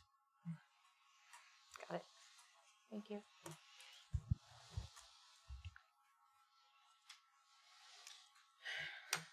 So do we feel comfortable with keeping it at just a cap, or is there interest at having a base and a cap? No, you don't need a base. I don't think you do. I would still like to see what other municipalities equivalent I have 4 examples down here. Go ahead. equivalent to the way that Williston is with the gas, with the electric, sewer, water, fiber. We offer a lot. Yeah, you won't find them. You'll find them, but they'll be bigger cities. Right. Almost impossible. So I think when we look at salaries, we need to look at it on a pretty good side Except we can't pay it. to see what we get.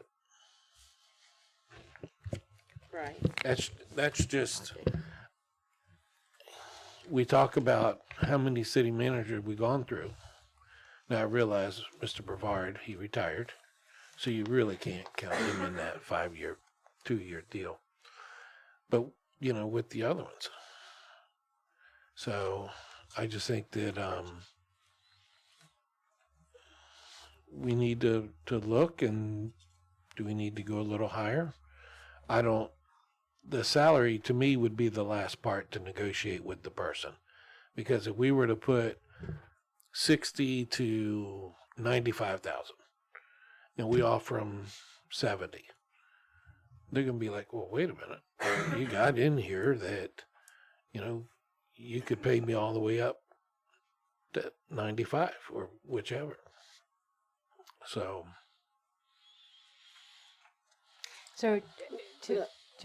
sorry, am I hearing that you would like to not have a salary range posted on the job description? Am I misunderstanding that? just the way that things are getting, and I've seen the change over the last several years in management, is you're going to offer me here, but you're saying that you could pay me as much as up here. So they're going to want to go to that higher dollar mark. But that's your base salary. The high part? No, your beginnings part is your base salary, what you are willing to start at. Right, but if we put on the high side, I'm going to be like, okay, you offer me $70,000 to be manager. And I come back to you and go, well, wait a minute, it says here that you could go up to 90. So I want 90. And then we'll say, what makes you qualified? You got me. You brought me here. So therefore, that's when you have those discussions. It's going to be a discussion regardless. Yeah. But there has to be some sort of idea of what I'm coming in to work for you for. I've been these there, are my qualifications. and I've done it. So I think having a number, whether it's a high number, a low number, or whatever it is, that person knows that, well, I'll be getting at least this or more. Right. And I've did all that. This ain't nothing new to me. I know, but I'm just saying, I mean, it's just trying to figure out where we go with the numbers. Right, and I definitely do see your point, Mr. Cox. I think my big question as far as starting off is, are we talking number for our permanent full-time city interim or city manager, or are we still looking at potentially getting an interim for now, while also keeping in mind that we are going to post for a full-time post the budget review?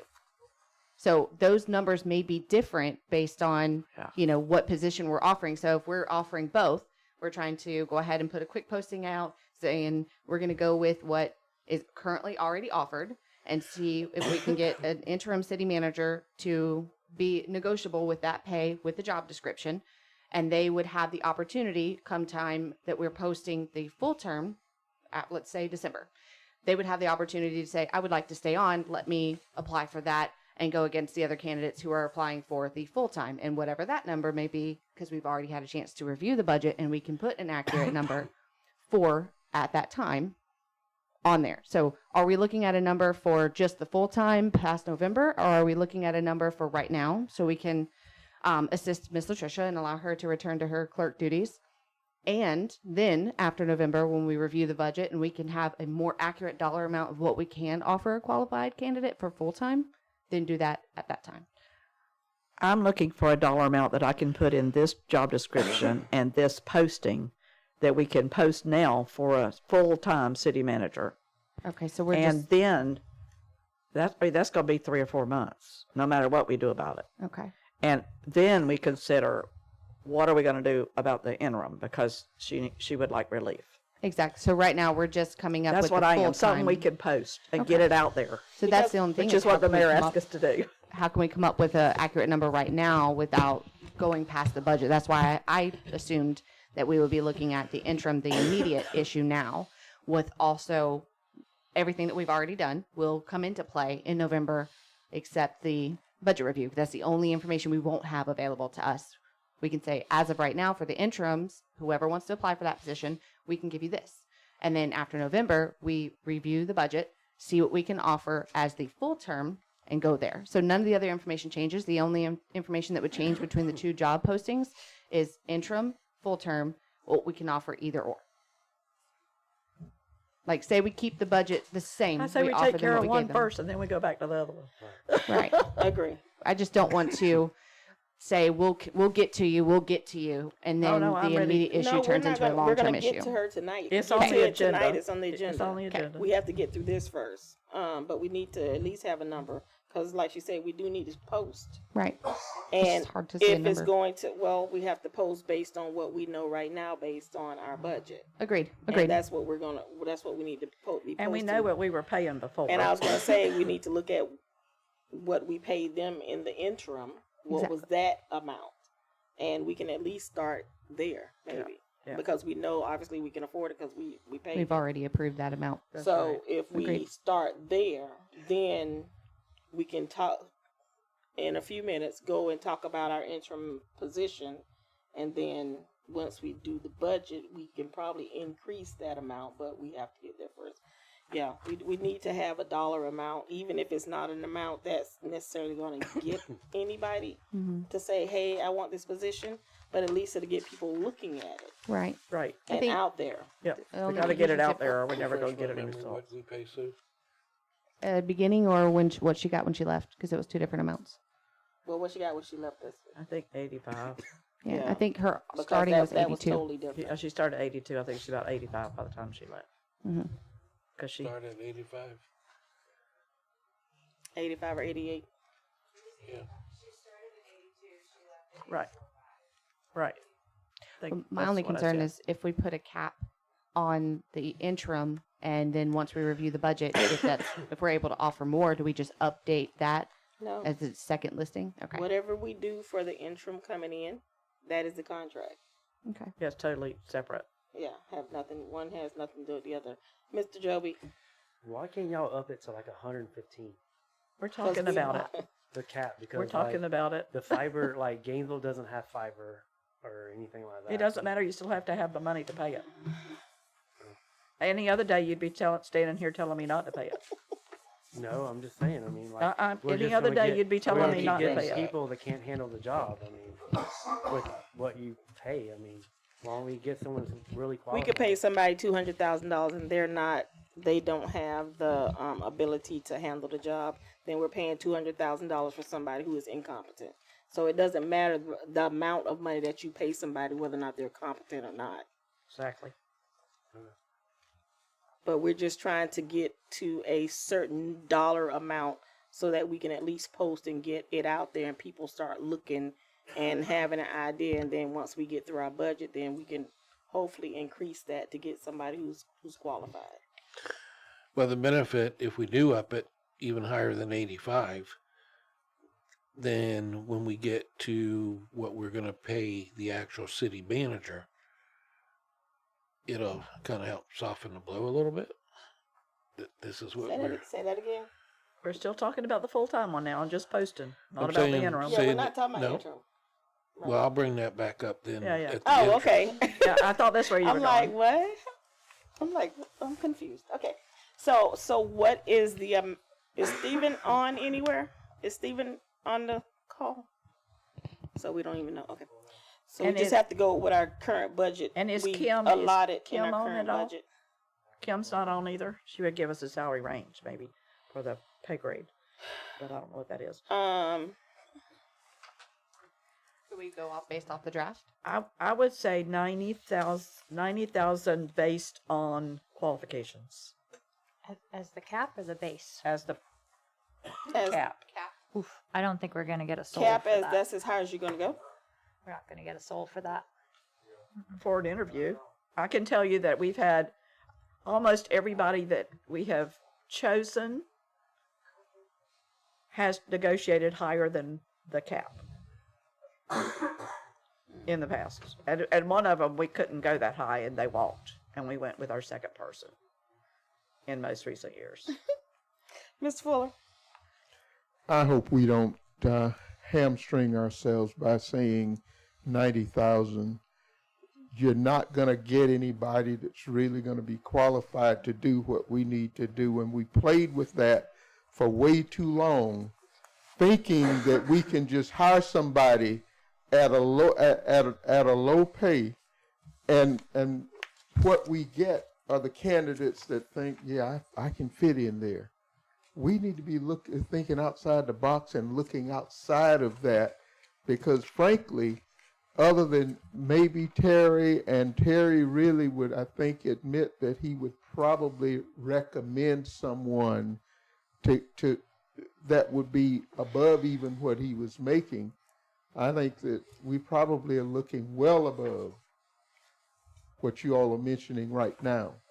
And the fact is, if you all decide to go less than that, once you interview the candidates, you can do that, because it's still based on experience and qualifications. So let's not hamstring ourselves by saying we just, we can go up to 90,000. Let's be honest. You all have always found the money to do the things that you wanted to do. And city manager ought to be that person that's going to lead more than anyone else. And honestly, there have been terrible decisions made about city managers. And that's because we're looking within a certain range in terms of salary. Let's just, if y'all will, just think outside the box. What would you really like? Because I haven't seen one y'all chosen yet that could actually handle the job here, and that's why we end up with all the disgruntled employees, all of the bickering and fighting and whatever. We need someone that's qualified to do the job, and I haven't seen that yet. Well, that's why we're here, to have that discussion. I mean, I don't think we had settled and said that was the cap. That's Mrs. Jones' recommendation. And that was Miss Meredith's question, was it's going to be the cap or the base. So we still have to make that discussion. But we can't go and say we're going to offer somebody $100,000 or $120,000 when we don't know what our budget is. We can't pay for somebody something that we don't know whether or not we have. But we have to start somewhere. And I'll say don't let that be the cap, but maybe that be the base. Even if it's $80,000, let that be the base, not the max. Because, as you said, Mr. Fuller, and as Shannon and everybody sitting up here, we know that that's not going to get anybody in here. But we have to start somewhere to get people to actually looking at Williston related to job opportunity. But we have to wait until the actual budget to know how much more we can go up and offer somebody. And it's not going to be cheap. I already know that. So we have to try to figure out where we can get that money from. And we can start thinking about it now. We don't have to wait till budget season. Well, we're kind of there. But we don't have to wait until we start getting into meetings and things like that. We need to start looking now to try to figure out where, what we can do in order to pay someone their worth. Mr. Cox. Miss Meredith was before me. Oh, okay. Oh. Sorry. Okay, I was just. Where you want to start? Well, actually, I just wanted to clarify what Darfeness is saying. I think I heard you. I just want to make sure I understand that the last time the four of us had this conversation in 2024. Sorry, it's okay. Not up here. We talked about having a cap. So you're talking about flipping that back and doing a base that gives us some room. Yeah. Okay. Definitely. I would agree with that this go round, giving the parameters that you spoke of that we don't know exactly yet in our budget, and it does leave us open to being able, if the right person comes along, to do that. So I guess then I think probably the obvious thing then is for us to decide if we want to do a base or we want to do a cap, because otherwise we'll just be talking in circles about two different numbers all night. Well, I'm not for a cap. I'm not for a cap. I'm not for one. Oh, Shannon. I'm not for a cap in this particular situation as well. No, but you may get somebody who wants $200,000. And that's fine, No. just because they If you want it, don't don't mean have we a have to give cap, it to Then them. Gonna apply if for it's it. unreasonable, then they might not be the right candidate to even look at. But you won't know that until you've already interviewed them. Exactly. So you gotta. And a lot of times people, they'll see this job is being offered for X amount of dollars. They can come in and try to ask for double, but there's no way of them knowing that that's even feasible because we've already stated this is where our base is. So But you're I do see saying what you're something saying. like $100,000 plus or minus based on experience? I didn't say to Well, I mean- offer 100,000.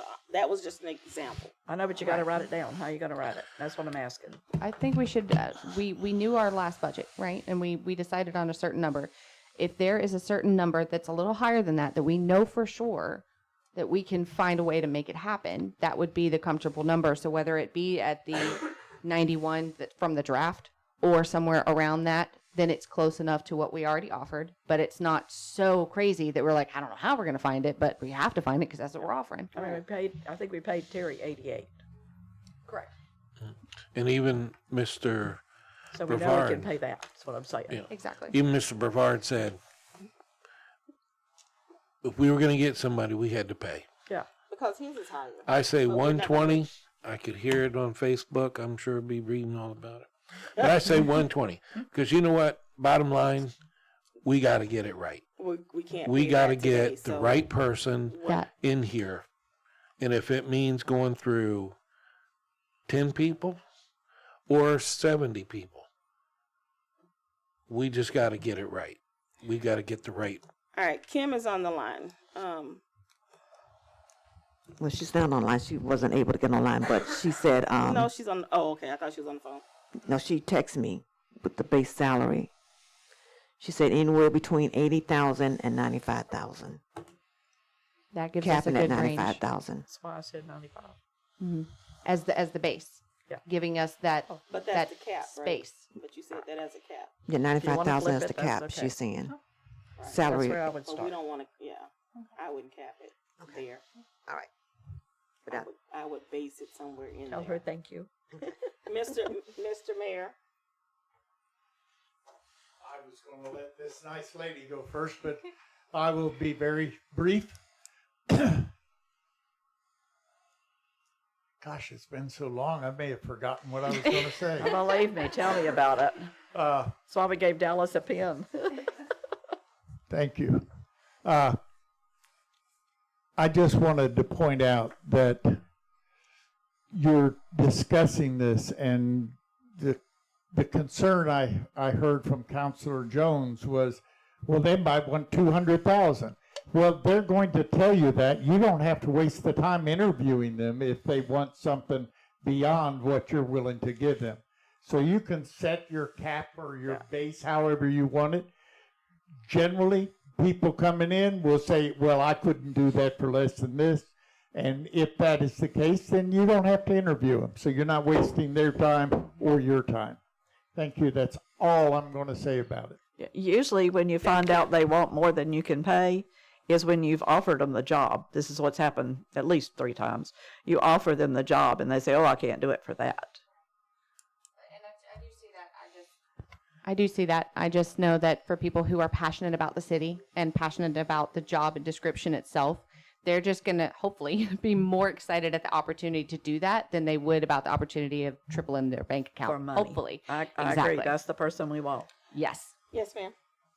I just wanted to mention, so I think one of the things that I keep picking up from this discussion and what has been mentioned by a couple of other people here is how critical it is that we have this really high number to put out there to ensure that we're getting the right candidates, right? That does not ensure that you're getting the right candidates. No, it doesn't. It really doesn't. So just from my experience, the way you market the job is how you get the right candidates. And of course, pay is important. Nobody wants to work for less than their worth.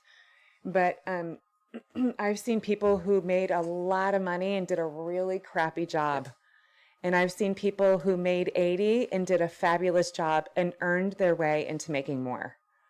So I just think that it's important that we're not, some people here tonight have said that we know it has to be high. It has to be 115. I would not agree with that. I think it's about how we market the position more so than making sure we have a really high cap. That's all. Thank you. So back to the question, do we want a cap or do we want a base? Base. Base. Base. Base. Base. Base. Why not?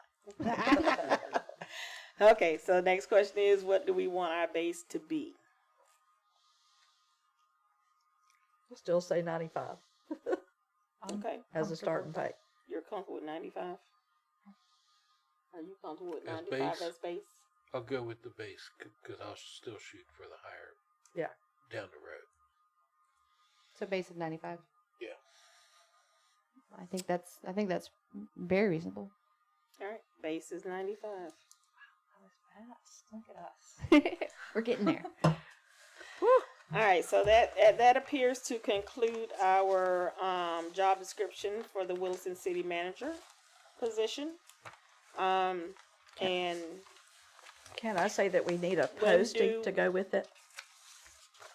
Yes, because marketing matters, as Rachel It had does. stated. It's got to be the Yes. posting. It's all about this. so when will we have the job description?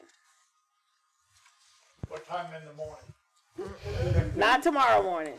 We'll give you a little grace. I so appreciate that. How about the next council meeting? The next council meeting seems very appropriate. It may be not. Because they could vote at the council I'll have it ready for your next council meeting. Thank you. Midnight hours. Because then we can vote on it. Remember, I had deadlines. I know. Remember your deadlines? Latricia's deadline is tomorrow. Yeah. So if you don't make her deadline, then that's it. I'm fired. then I guess It won't be so lucky.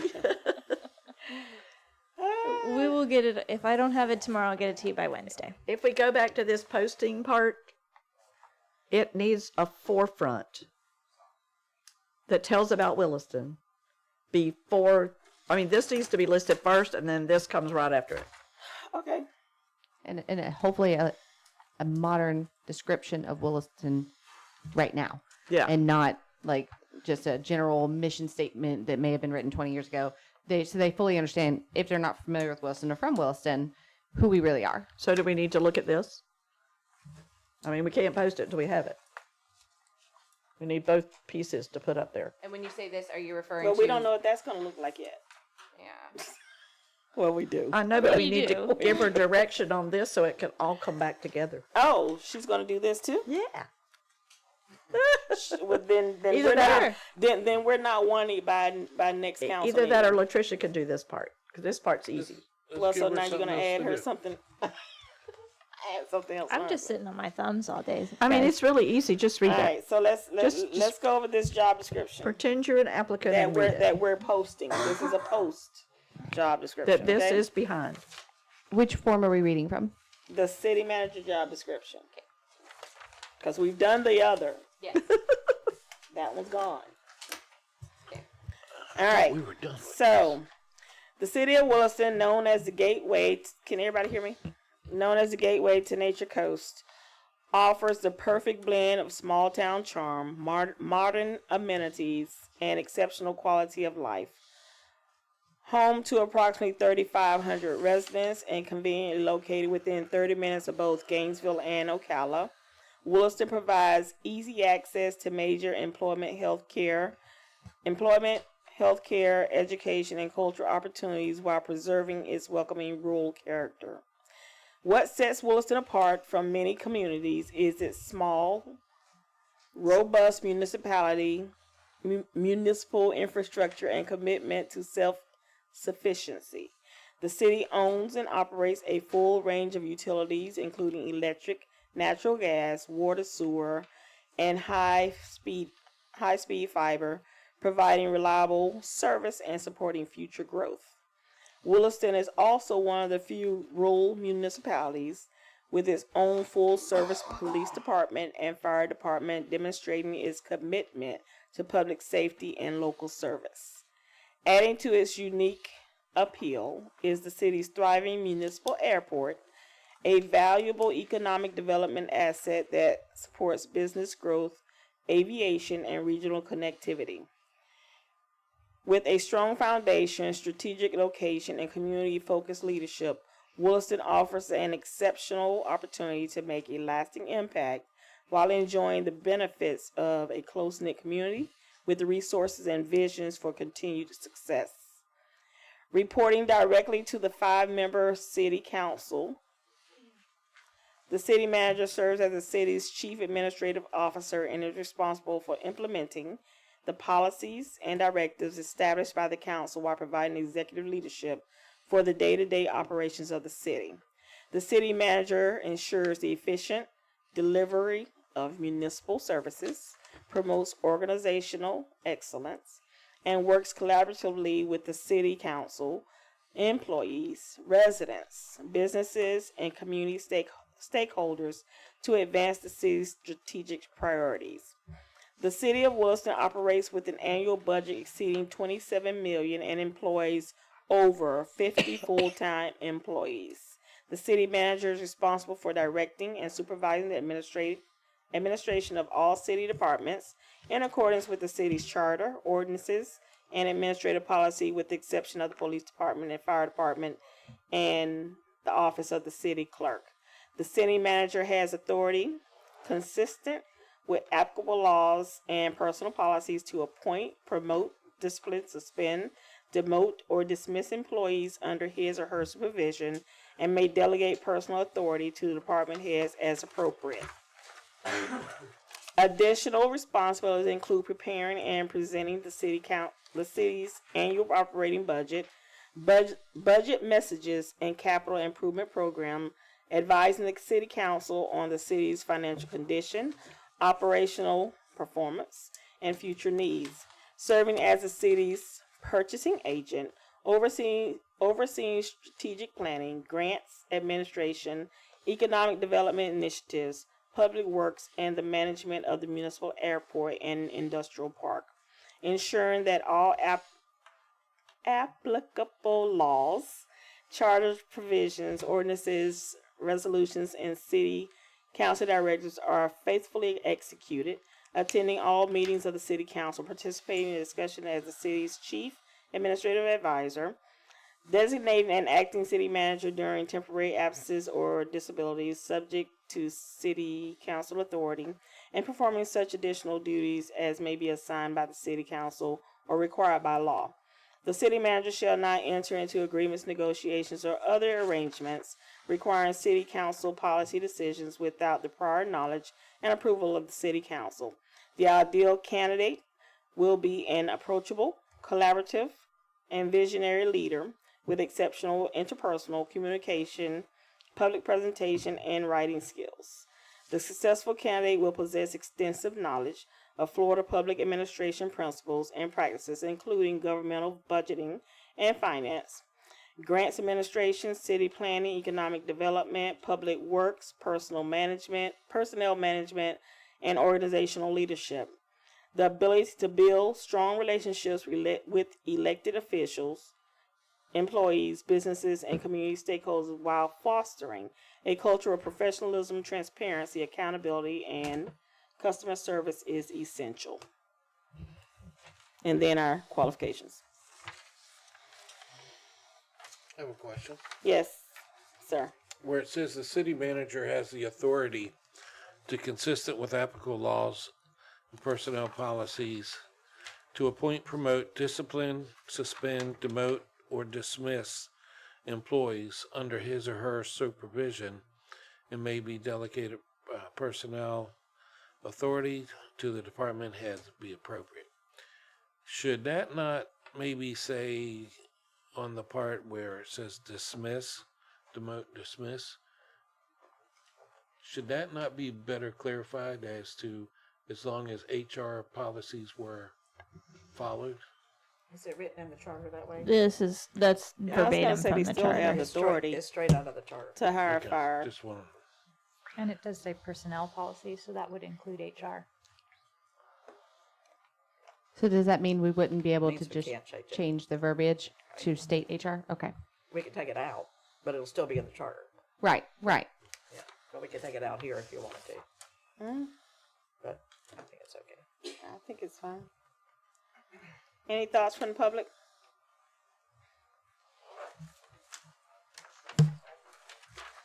Under the additional responsibilities, just because it was like mentioned before, like the union, like wouldn't that be important to add in there? That would That's be a something to great do with place like the to put it. financials or something like that. It's gonna be in the other side, so I think it's fine. I don't know what a budget message is.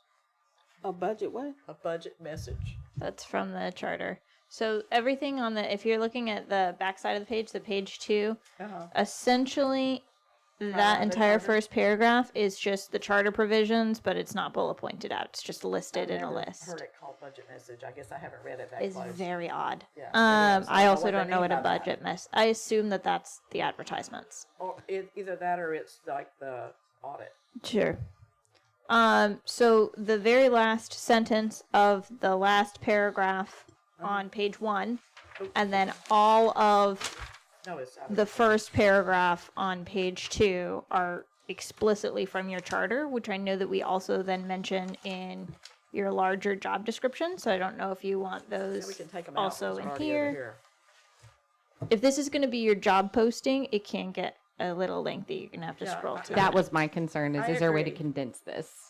I mean, we can stop at the 50 full-time employees, because remember, this is going to be first, this will be right after it. Exactly. And all of that is in here.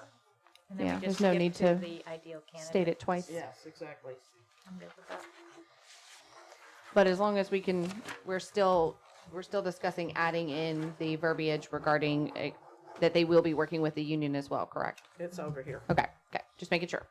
And like, It's in the like, job like description. Meredith said, it starts over again with the ideal candidate will be Yeah. approachable. That part stays.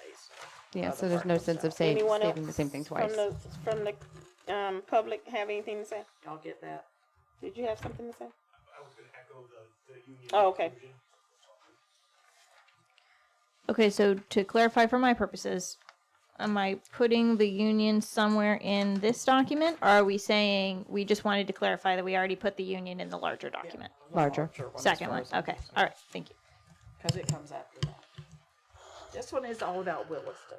Right, the And this is- introduction to this- Williston for the exactly. posting. Like, it gets them hooked, Yeah, so they want to come. yeah, and I agree. I mean, I think the introduction should be inclusive, but not so extensive that we lose them at the fourth or Exactly. fifth paragraph. David Kratz here again. I got lost. Are we not including that we have our collective bargaining unit employees in the this part. announcement? We're including it in the Williston City Manager job description. But not in the job posting. Well, they both go together. It just won't be in the introduction paragraph at the top, but it's all going to be included in the posting. Okay. Okay. As long as it's included, but So those we're gonna documents put a full job will be description. together. Uh-huh. So whoever's looking at this is going to know that they have a collective Yeah, bargaining unit. that's what she's Exactly. saying. Okay, thank you. They're both gonna be together. Essentially, how I'm understanding your direction is that this sort of shorter introductory document is what's going to be like the text of our post, and then it will say have to meet all of the requirements of this job description. Job description is attached, so it's Correct. just sort of like your little blurb, your attention grabber. Attention grabber, Okay. exactly. That's right. I gotcha. I'm understanding. So it's all inclusive. Any other questions from the public? That was not Any bad. other questions or comments from?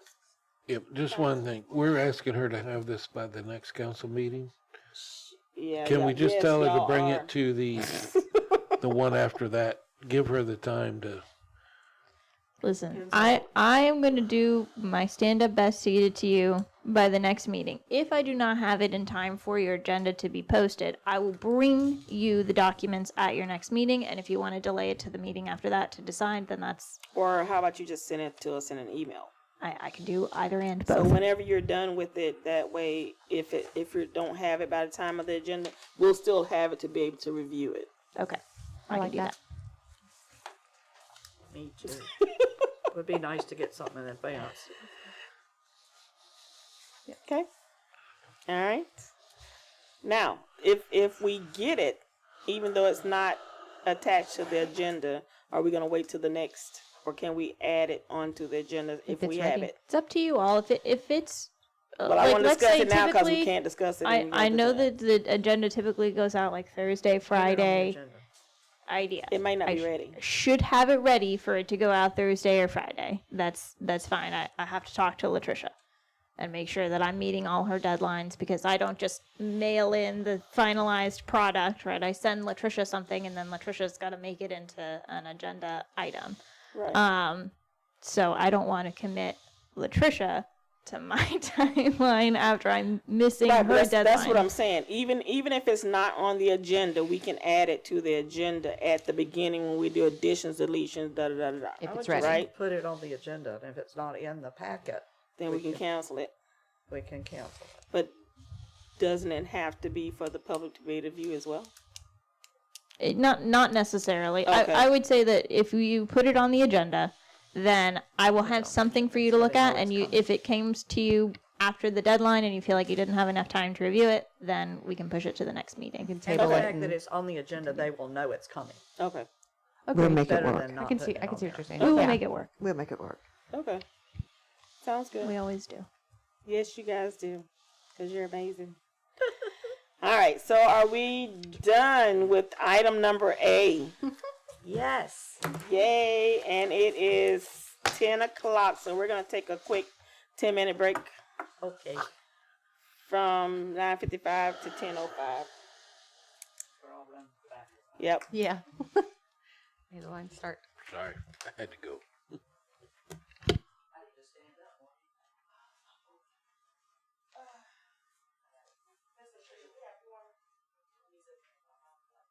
I'm bad reading all that.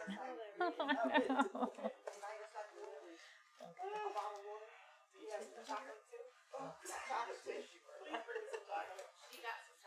Remember that episode of Seinfeld where George built like the nap room underneath his desk? He built like a little bed underneath his desk where he could take a nap. That's like, oh, yeah, that is very funny. Yeah.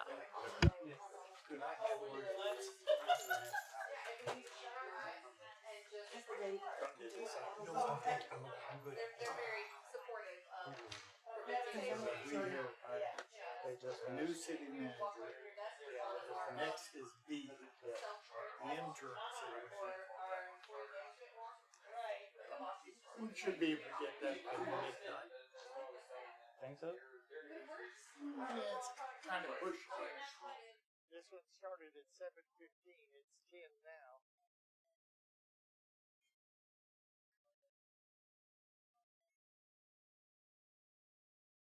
Oh, I'm sorry, Mike.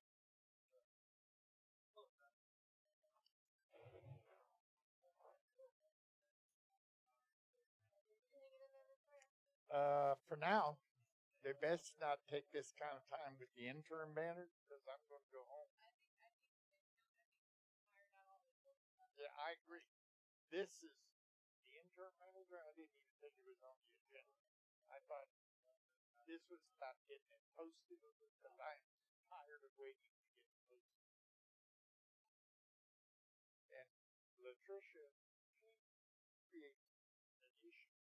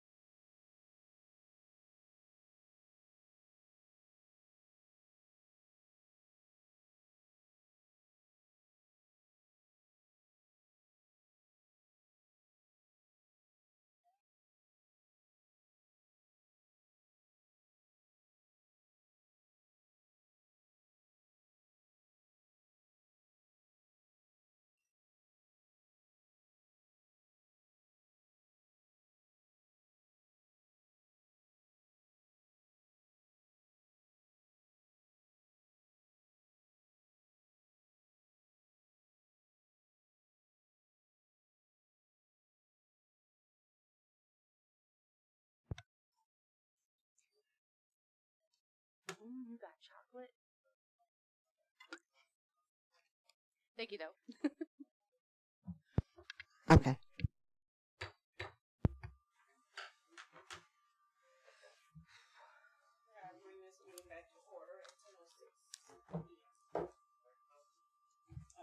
Sorry. We're going to bring this meeting back to order at 10:06 p.m. Where were we? So now we're going to do item number B, discussion with possible action, interim city manager position. Who would like to start? I gotta find his again. I will start. Go ahead, Mr. Mayor. Thank you, Madam President. It has been brought to the council's attention that one Mr. Terry Brevard has offered and been willing to be the temporary interim city manager, and unfortunately it was done in a way that the rest of the council did not have a chance to interfere with him. However, I would like to tell the council now that I think that Mr. Brevard would do an excellent job, and that I think the council should consider him as a temporary interim city manager to relieve Latricia Wright of the burden that she is bearing, that she just shouldn't be bearing. Thank you. That's it. Thank you. Ms. Jones, can you go ahead and start with the information that you were going to discuss the other night? I don't know if everybody has a copy of it. Copy of what exactly? Previous contract that, thank you, the previous contract that I was planning to submit at the last. It was sent to us. It was in the packet. It wasn't in this packet. No, right. It was the updated version. The last meeting. There is At the the last meeting. updated version that was on your desk at the last meeting. It wasn't emailed, it was on your desk at the last meeting. And I have it in front of me. I would be glad to go point by point if you'd like for me to. And I know we can share. It is this interim city manager agreement. I know when you come down to the term, which is item number 1, it says the city hereby employs the interim city manager for 1 year. I would say up to 1 year, because I don't think it's going to take us that long. I think it may take us 3 to 4 months. If it takes us 5, fine. So I think if you would put up to 1 year. I have not talked to him about that, but if we certainly can present that to him. He was here the other night and he heard me say it out loud. And he did not object at that time. Pretty much the rest of it is the way it was when he was here. The chief executive officer reads like what we had before. The duties read like what we talked about tonight. This is exactly the same contract that he had. The update in section 2.4, which is hours of work. If you note, it says work 3 8-hour days. Let me just also say that he is constricted by the fact that he is on Social Security and he can only make so much money before he has to pay back $2 for every dollar. So he doesn't really want to work a lot of hours and doesn't want to make a lot of money. He just is trying to help us out. So instead of doing a 5-day work week, he's willing to do 3. I know Miss Latricia at the time said she would be glad to do the other 2 when if he designated her as such. So that would be 3 8-hour days. Pretty much everything else reads the same in that paragraph. Nothing has changed. The ethical comments, this is a contract that we used with him before. Mm-hmm. If you need me to read it section by section, I'll be glad to do that. I've got my copy. Totally up to you. I'm sure you've read it. The residency but he must live within 30 mile radius, The compensation is a hourly rate because he's not going to be exempt. He's going to work 3 8-hour days. And what that comes to at this hourly rate you see here, if he worked a whole year, would be $66,000. We figured that out. I mean, you know, 8 times 3 times 53 times 52 weeks is 66,000. But if he's only going to work a few months, it's obviously not going to be that. Right. So that's the change there. The salary adjustment really won't pertain. It's there. Take it out if you want to. It's just what it was in there already. It's just still there. The pay, leave, and vacation. I will say originally I had 2 weeks in here to begin with, and he himself lowered it to 1 week because he doesn't think he's going to, and he's off 3 days. I mean, he's off the rest of the time. So he himself lowered that to 1 week. He has his own insurance because he's on Medicare. So when you get to insurance and health, we save the benefits there. The retirement, I will say on the vehicle, he does want to take a city vehicle to his residence and back, which is what he did before. And what our current interim city manager is doing. The personal growth, he won't have continuing education. That's just still here. If you want to take it out, you can. It's just, we did it as quick as they could. Chime in. Just want to chime in real quick that Mr. Bavard would like for you all to know that even though he's only working 3 days a week, he will also still be available for call or response. Yep. He did say that. If he needed to be here other days, he would be. And would he be able to be paid for that time because he is capped?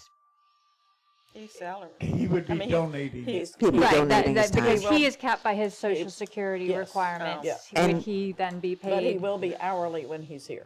So I'm just going to flag that for purposes of FLSA, which is the Fair Labor Standards Act, I'm very concerned about the idea that he would be doing city work and not receiving an hourly pay. He will. When he's...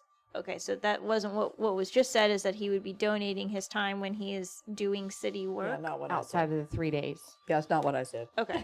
You No. did, but it was said.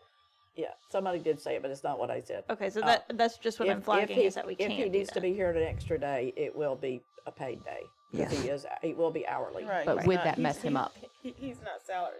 Right. Well, he knows what he can do and what he can't do, so I'm sure he'll Pay him govern to keep him. himself within those Yes. boundaries. Like a flex day. Like if he's here for Correct. this week, then he'll be here 2 the next week to flex that I time. don't know. Pay him and keep him straight. And Mr. Fuller, go ahead. I'm sorry, just one more thing. He said he would like to ditch the 457, 14%. He doesn't need that. So we can take He that. no longer needs that. Yeah, he no longer That's needs the that. retirement section. I Yes. think I skipped that part. And he said Kiersten is right on what she said. Is he texting Oh, yeah, now? here. Yes. Yes, actually. And section 3.6 was the retirement benefit, and it did have a 14% into the 457, which was like an IRA And he doesn't retirement, want that. which is what he had here before. Does that mess- And now he does. Now he's saying Okay, he he does doesn't not want need that He said now. no. So if I may ask the attorney a question.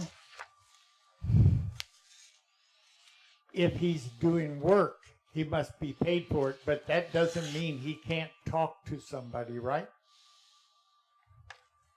Hello? He has not lost the right to talk to people, right? I will tell you that the answer to your question is no. No, he And can't talk to anybody? he has not lost that right, so he can Good. still talk to people. And the FLSA has specific provisions for that kind of workaround that employers try to do with their employees, and it is expressly prohibited. So we would need to be really, really, really careful so that Have I we ever are told not. you how much I think of attorneys? I know that it's not Okay. very much. Oh, Mr. Fuller, My question was simply, is he able to work after hours, say for instance, out of town, or go to meetings or whatever? Is that something that's well, part of that contract? typical meetings happen during the workday. If you're talking about conferences, Conferences Or meetings such as this. he doesn't necessarily have to go to those. Yeah, because it's the interim. Well, not conferences, for his education, but representing the city. Most of those are during the day too. That's Except why we for our don't get to go to meetings. them very often. Yeah. So We do need to know, he'll have to swap That brings a out good these question for our meetings meetings. with, hours during the, Well, that was my. during the day. concern. So he'll just have to, flex his hours. Okay. And Yes, that's ma'am. when you all are And I happening. think that I feel like there are two parts to this conversation. One is this agreement that Ms. Jones is reading through, and then the second part would be us discussing directives to Terry, what we would like him to focus his hours on as a council, so that he's not going to meetings that we don't necessarily feel like are the best use of his time, where if he was salaried, we'd love to have him there. But given that we have a limited number of hours, I think it would be worth our while to create some directives to where we want him to focus his time. Not micromanaging, but just sort of, with knowing that Latricia is available-ish. So I think, Yes, once that we would be available. once we decide on the agreement, and he agrees, then that's kind of something we can talk about as well. Not get caught up in the weeds yet. I don't think he's I going. disagree in the sense that I think that if we hire somebody, we want to know very specifically what we are hiring them to do. Right, but we're talking right now about the agreement that we need to decide whether or not we agree with what it is and what we want. We haven't left yet. We still can talk about that. I'm just saying, not talk about it while we're trying to get this agreement done. There's sort of two pieces to this. Right. We discussed the agreement, and then we Are have... there any items in here you want to take out or change? Miss No. Shanna and then Mr. Mayor. Mine's just simple. It's just for clarification purposes. Are we looking to review the contract as him being the only interim candidate, or him being one of the interim candidates because of his restrictions? We would need to iron these things out now if he is the one that is chosen to be the interim. Right, Mr. Mayor. I want to be very clear. Our clerk needs some relief. This candidate gives you temporary relief. That doesn't mean that you cannot interview somebody else to be the interim city manager. It is, this person knows Williston. He knows your clerk. He can give her the instant relief that she needs. And I fully agree with you that other candidates can come forward as an interim candidate at your will and at your pleasure, but this does not preclude having a full-time interim candidate instead of just keeping Mr. Brevard, because as I read the contract, you can terminate this agreement anytime you want for no cost. So, and Mr. Brevard is aware of that. What my goal in this whole conversation is only one thing: to give the city clerk the relief immediately that she needs. Doesn't mean you cannot interview somebody else as an interim city manager. Thank you. Thank you. And I would say I have no desire to interview another one. Why would you want to do an interim and a full? It's not my concern. I'm not talking to you now. I'm talking to you. You said Okay, you said you were let's- through, let's Mr. Mayor. keep It's my turn to talk. Let's keep it simple. I don't see any reason to do one thing and do another one in the middle while you're trying to find another one. Why would you want to do that? I think you hire an interim until you hire a full-time. That way you're not confusing the issue. You're not trying to hire somebody in the middle of trying to hire somebody else. I mean, why would you want to hire somebody and then try to hire somebody in the middle of it while you're trying to hire somebody for real? Why would we be talking about Miss three of them? Latricia. I just want to let you all know I am willing to do those 2 days out of the week.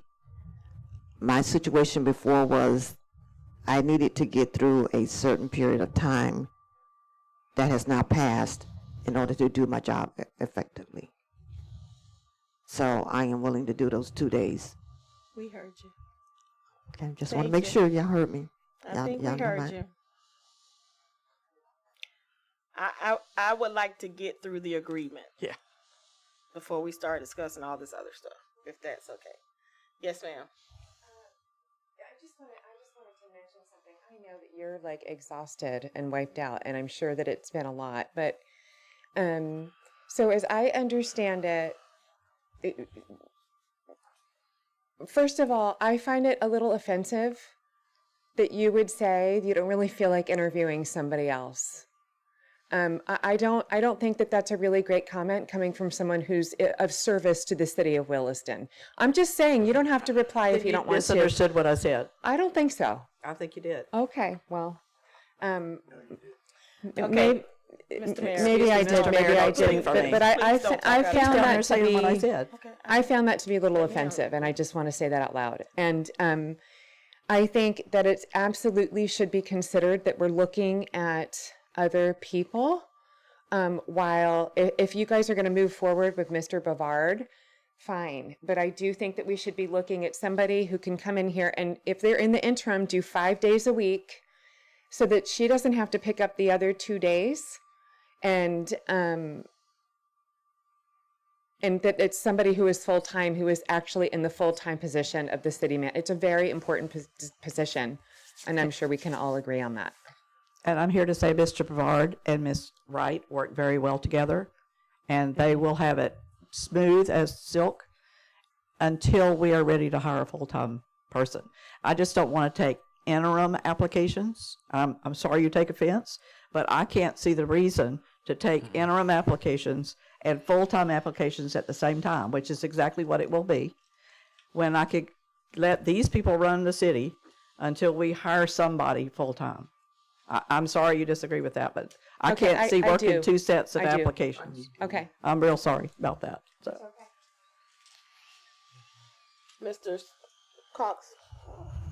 The reason why I'm all for, as far as with Terry, is, or Mr. Brevard, I'll do it that way, is one, Miss Latricia, Miss Wright they work very well together. He knows the employees and gets along with the employees. We have budget upcoming. He knows the budget. He knows the fiber business side of it, because he was here when fiber was getting kicked off. And the fact that he's willing just to come and help keep us going while we find that manager that we want speaks a lot as far as the individual. We don't have to spend a lot of time spinning our wheels to groom somebody for just a short period of time. We have somebody who's ready to step in.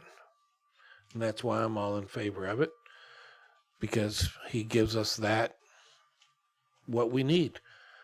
The other night, Ms. Wright said, after Chief Rolls gave a notice, that the 7th was his last day as far as being over on this side of the road. Ms. Wright said, I need to get back. I need to step back because it was taking a toll on her.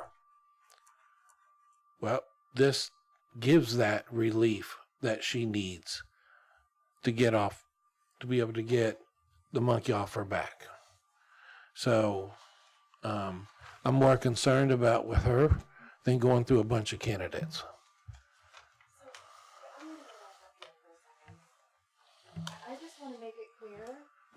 I want to make it clear. I don't have a problem with us hiring Mr. Brevard part-time. What I'm saying is, I think it would be wise. She has another full-time job. Mm-hmm. Very well of it. Spent many hours with Yeah, her. I know. And I don't want to presume that I know more than anybody else in this room. She has a full-time job. 5 days a week she works this full-time job. We really need somebody 5 days a week in the city. Interim, fine, hire Terry for 3 days a week for now. But I think for her sake, we should be looking for somebody who can come in and be a 5 day a week interim city manager. That's just my opinion. And so, and if you don't agree, then tell me you don't agree, and I'm defending you, girl. So you can tell me to zip it. Thank you very much. I would be able to do the two. I would be able to handle the two. Okay, all right. But thank you so much. Well, I then appreciate that. I rescind everything I just said. I take it all back. No, but thank you. Thank you for caring enough for her and her well-being to speak. And we care for her too. That's why we're trying to get it done. Shannon, anything? Oh, now what? I will make it brief. I hear what everyone is saying, and I'm not saying that I have any, because I don't know Mr. Brevard. I don't have anything to base my opinion on him. I'm simply looking at our processes, and if we're saying we're not going to just jump to things and skip steps, then I think we need to show that and not just say that for one thing and then change it for something different. And I do understand the concern of whether we're putting 3 days or 4 days or however many days. If she needs to return, she needs to return fully. So I'm seeing that this is a possibility. I'm just hoping that we're not just looking at this as the only possibility, period, because someone brought it up and no one got a chance to say whether it should be in the opportunity or not. That's all I'm trying to say. I'm trying to really, really focus, as far as my term up here, on transparency, on understanding policy, procedure, all these things, so that way not only we are united, we are united. That is my biggest concern, while also making sure that Miss Latricia's not overwhelmed, that nobody up here is overwhelmed, that we're not skipping people and jumping right to one person. I don't know if there's been anybody else that would also be able to do what Terry Brevard is offering without the restrictions. And then the ADA and other things that are a little concerning, I'm wanting to make sure we're not going to muddy the waters before we even get into them for, let's say, 6 months. Because it looks like from now to 6 months, we are finally in a standing where we're looking for the full term. I'm just making sure we're not creating extra work and going backwards. I want us to be moving forward. And I think it would be a whole lot more work for her to orient and educate, which it would be up to her to do that, a new interim city manager. If you brought in a third person or a second person, whatever you want to call it. But if she had that, she won't have to do a thing with Mr. Brevard. He will walk in the door and they will be a team. I have no doubt about that. But if you decide to hire another interim person and that person, Mr. Brevard, goes away and that person suddenly shows up, now she's going to be orienting him, because he's not going to know anything about the city of Williston. Go ahead, sorry. And it's okay. We can have a conversation. And she's going to be the one educating him and teaching him, and that's going to take her time right there. And she's still learning herself.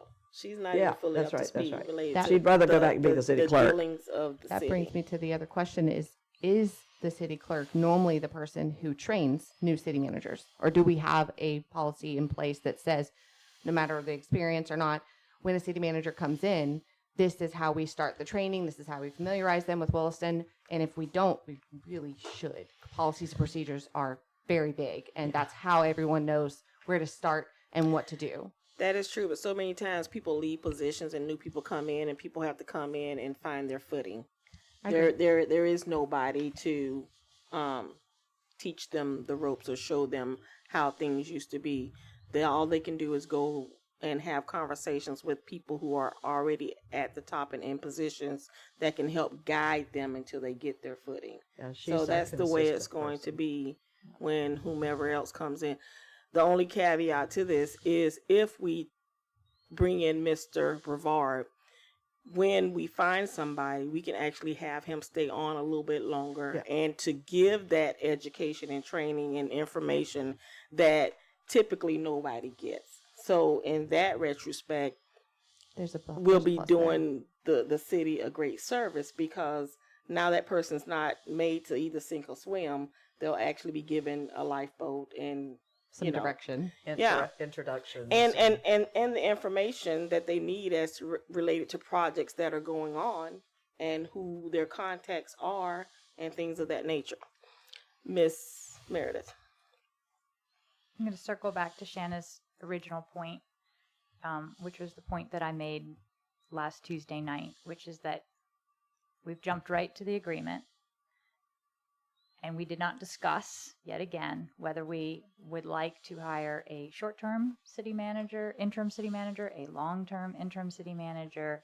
And obviously, I think we are now all of the agreement that we need a interim city manager.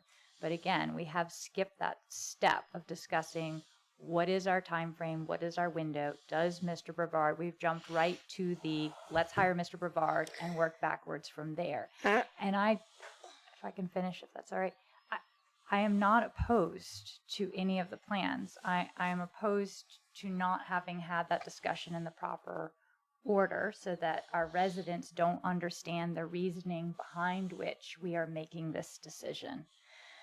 We jumped right to the hiring. We missed why we are doing the hiring in terms of educating the residents about, are we all on the same page? How long are we willing to what is our time frame for hiring another person? How long would we like our interim city manager to stay?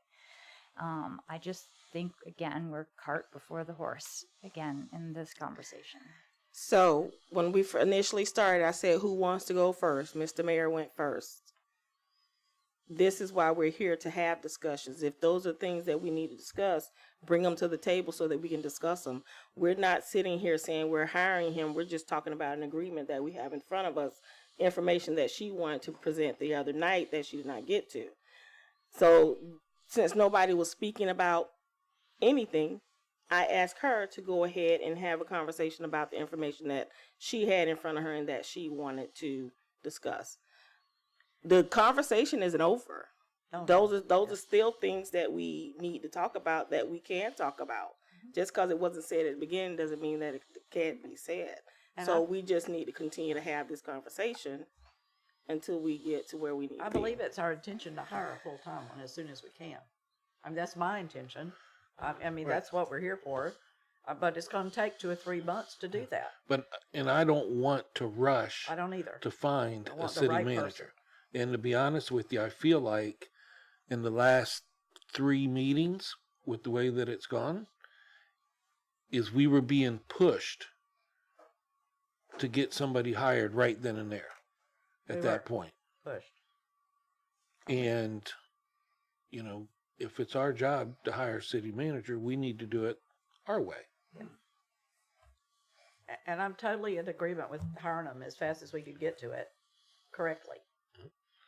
Yeah, I really do. That's my intention. Yeah, and like I said, I think that we just need to make sure we don't, that we need to make sure we have that fall back into that. Right, that we need to have that just keep it conversation moving tonight. forward. Right, exactly. I agree Yeah. 100%. Yeah. So before we go to that conversation, can we just finish up any questions or thoughts about this agreement? Is there a possibility to get it to say up to 1 year?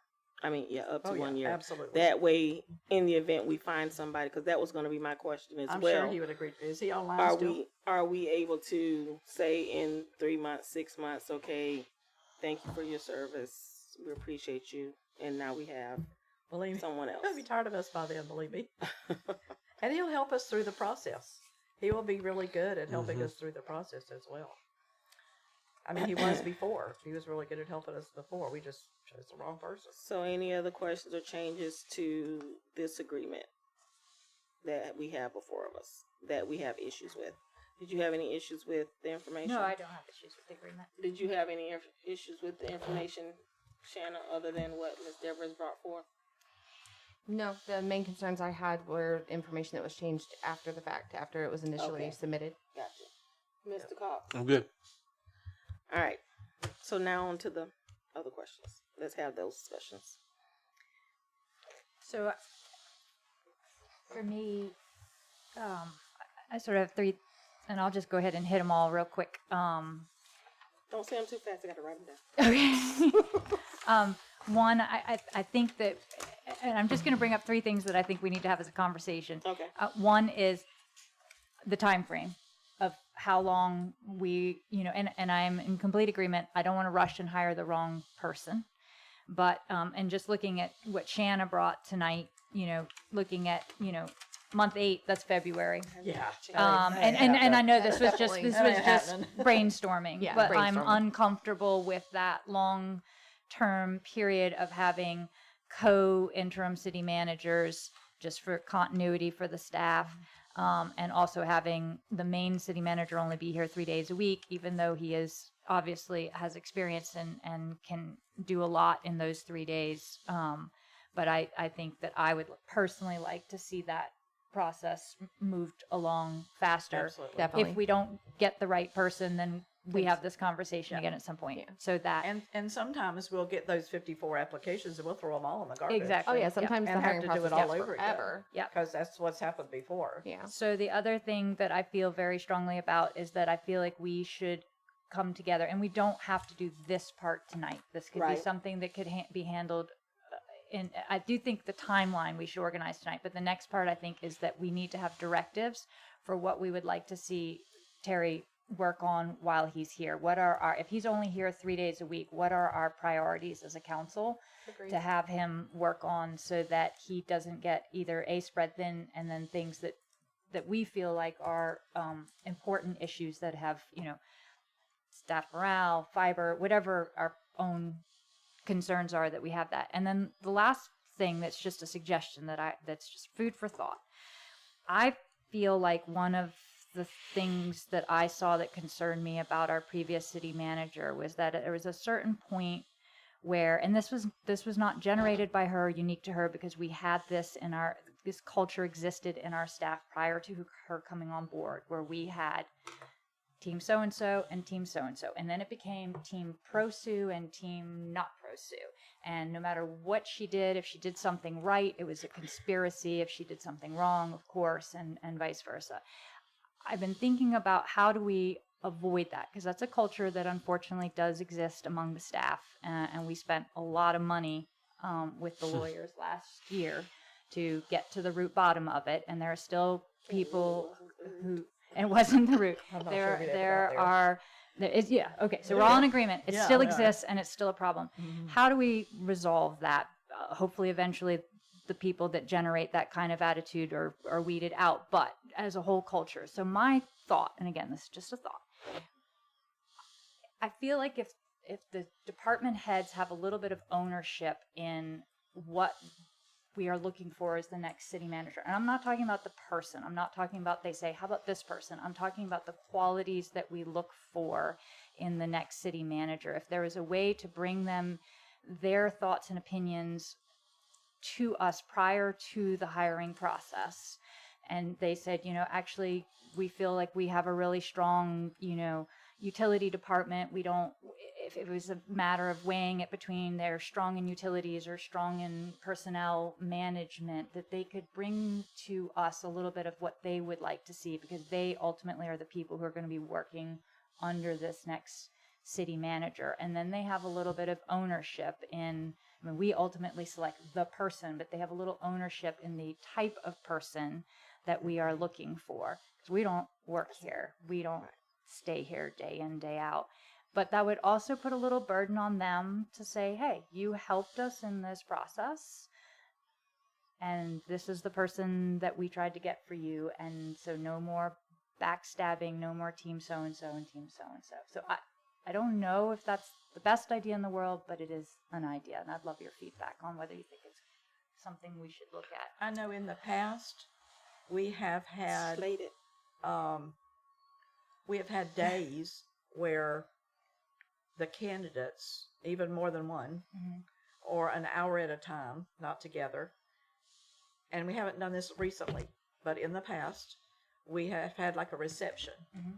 And we invited the employees, and we also invited like the Chamber of Commerce business members to come and meet this person, so that they can give us feedback. And like the next hour, it would be the next person, or even on a different day, so that we actually had. We not only introduced them to the community and the people that were in it, but they also got introduced to the candidate before we selected them, before we came up with the final selection. So yes, I can see that happening. Mr. Benton.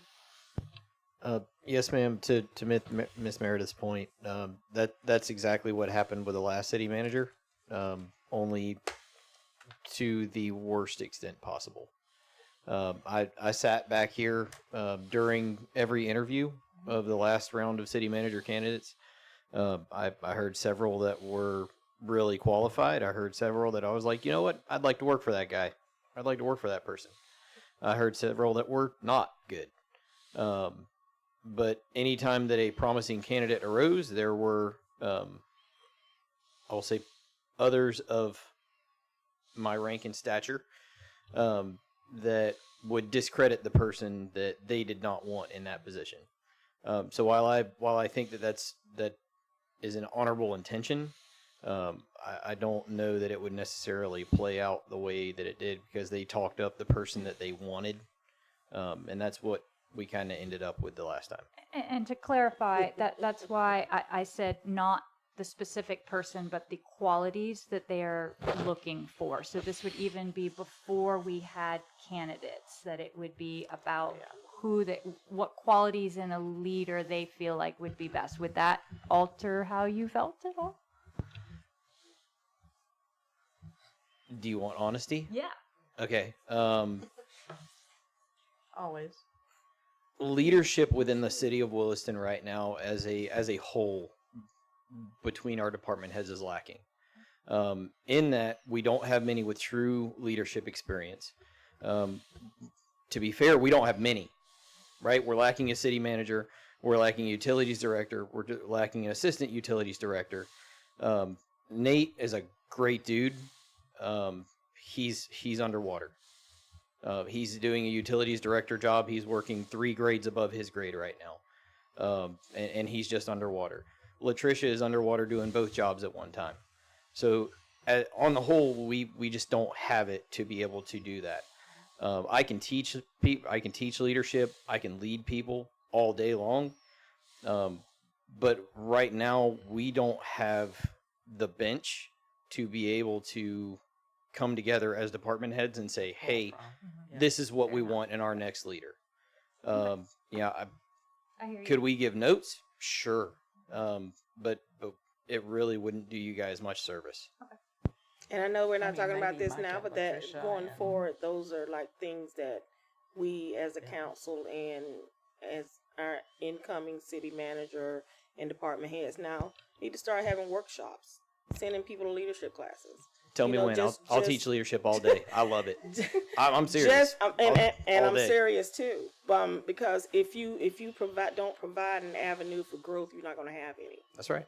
And Without that's vision, the just people way it perish. is. Mr. Fuller. Shannon, you can go. Mr. Fuller. When y'all mentioned maybe having the department heads actually have input into that process, I think we also may need to look at having citizens involved in that process in some way, because really a city manager should have some contact with the public. I think she said that. When we begin to look actually at mentioned it department before. heads, we Nobody got did to it. look at citizens. And I know right now I don't think we have a citizens advisory We were council trying. or whatever, but It's still in the works. that's something that does need to. No, but when we do the interviews, anybody's welcome to come and listen and give us their opinion. You know, not necessarily on the record, but they can certainly tell us And what that- they felt. And right now, that's probably the only way Yeah. that it can happen That's right right. now. But I guess just looking ahead, there should be some considerations for a citizens advisory council, not just for the city manager, but for the things that are happening. Thank you. Shannon? Mine was quick, I promise. I believe another point that Meredith was trying to make earlier wasn't just what our department heads and the staff and the residents are looking for as far as pluses, are the things they do not want to have to deal with again to get back to the team A, team B, which is if they want stronger leadership, stronger communication, more, positive employee incentives, more unification. I think especially after experiencing some of the negatives that they've experienced over the past couple of years, and then now having experienced the past few months that were a lot more positive and moving forward, they could give input on some of their discomforts that they went through, things they're hoping to see in the new, candidates or the new city manager. And then that could help us understand, because like you said, we're not here. This is not our daily jobs. We're dedicated. We're here every meeting. We attend all the workshops, but at the same time, we're not the boots on the ground. We're not the ones having to deal with the things that are being done that we don't even know about, like certain meetings regarding staff and things like that. So having their input, whether it be just what they're hoping for, but also the things that they don't want to have to, see to continue, would be great as far as a whole inclusive versus here are the candidates, meet them, tell me what you think in the 5 seconds you got to talk to them, which is a great idea. I've done that for many boards that I've been on, but at the same time, they only got a small glimpse of me at my best. They didn't really get a chance to say, hey, this is what we've gone through, and this is the things that didn't really do us justice. These are the things we're really hoping for. That, for me, as a potential candidate, that's what I was hoping to gain from my experience of meeting them, was what is it that you're needing, not just what is it that you're hoping for. Because we're all hoping for a leader. We're all hoping for someone who's passionate. But at the same time, we want to know, how they operate. Or just a list of the things that we don't want to have to be on the, anymore. So it's like those interviews. If you sit in an interview, you know immediately whether you want them or not. Oh, yeah. You know who you don't want immediately. It's hard to come down to the top whatever, because we all have a different opinion of who the top 5 are or whoever. But the ones that we don't want, they just kind of knock you in the head. They're easily seen because you ask them what their management style is and they tell you, and you know kind of what you're looking for and kind of what you're not looking for and what our employees would go for and what they wouldn't go for. So it's real easy to tell. Yeah. But it's those that are all together, that little top bunch, that are hard. Yeah. That's how you would have to figure out which of the top 3 or 4 you want. And there are probably some things we can do too that we can talk about, on a different day. Right.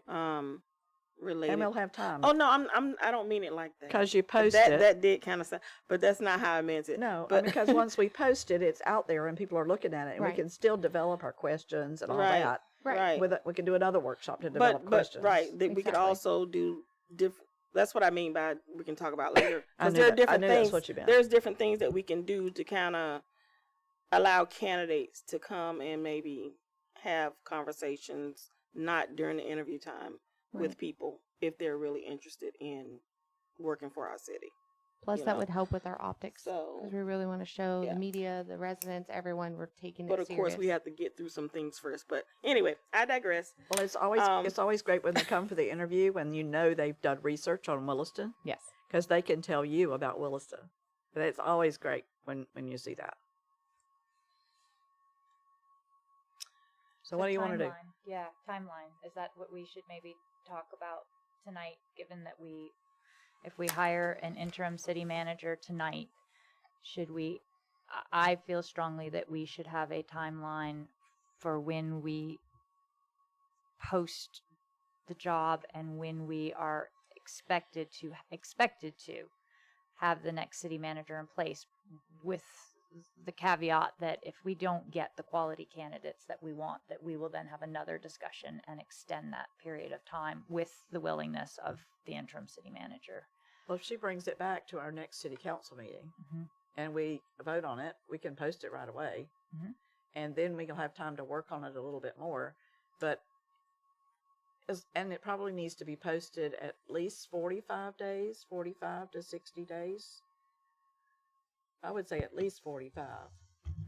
I would agree. And then you have to narrow it. We have to narrow it down, and then we have to arrange interviews. So you can, as long as you're moving forward, I don't know that you can put a timeline on it. I mean, I'd love to do it in 3 months. Well, we did last time. We were able to put a timeline on it because Terry actually gave us a deadline. Well, not only that, one of our council members said we will do all the interviews in one day because I will only come one time. Right. Don't know if you remember that or not. I know her work. I understand her. I her know, work but it only wasn't allowed that. necessarily the best thing for us. But yes, but we were able to put a timeline on it, and I think it would be I personally feel that it would be in our best interest to have that timeline with an extension available, but we have a timeline. I agree, but we also need to be remembering that we're getting into budget season where a lot of days are going to be this, and this. Yeah, we don't have time for interviews during budget. As much as I like working for the city, Yeah. I can't be here every day You gotta and work. and do everything else too. So if we said we, by the next meeting, if then from 45 days from the next meeting would take us into mid-September for when the job application would close, right? And then I think we would all like to have, last time I felt like I didn't have enough time to review all the applications. So I would certainly like to have a minimum of 2 to 3 weeks to review all the applications. So that puts us into mid-October if we were doing interviews mid-October That sounds perfect. and trying to find somebody. To me. Yeah. Because now we're done with the budget. Yep. I just don't want to be trying to interview people in the middle of trying to come to budget or trying to look at applications and decipher and getting rid of those that don't work in the middle of budget. Yep. So if 45 to 60 days, that time frame to have it out there.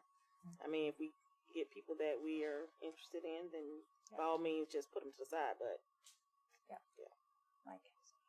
Mike, Mr. I don't know if I Cox, can do it. I'll make a motion. Let's just get Latricia. if you can do what? Get Terry on board. Okay, but we're having a conversation. I know, but we've drifted away from it. Microphone. But we haven't. We're talking about things that are important. I realize that. But we skirted away from her in that we were talking about interviews and stuff in October. Okay, but some people want to make sure that we have a timeline going forward, that we're going to have this, and that in place before we actually say, yes, I want to go ahead. And I'm right there with you. Okay, so we're all there. I live right I just around. don't know how long it's so going we're to just take. having a conversation. Right. Yeah. And that's what I've said all along. This is, to me, We ought this to be able to isn't do going to something be by a quick November 1st. thing. I would actually like to see, Or mid-November. and maybe tomorrow, Miss Latricia come in, is to call Palatka, and I'd like to find out how long their search for a city manager has taken, and they have a interim city manager for a year. Oh, Lake City's had 3 or 4. Mm-hmm. I keep bringing them up, but Just to give us an idea of what we could be facing.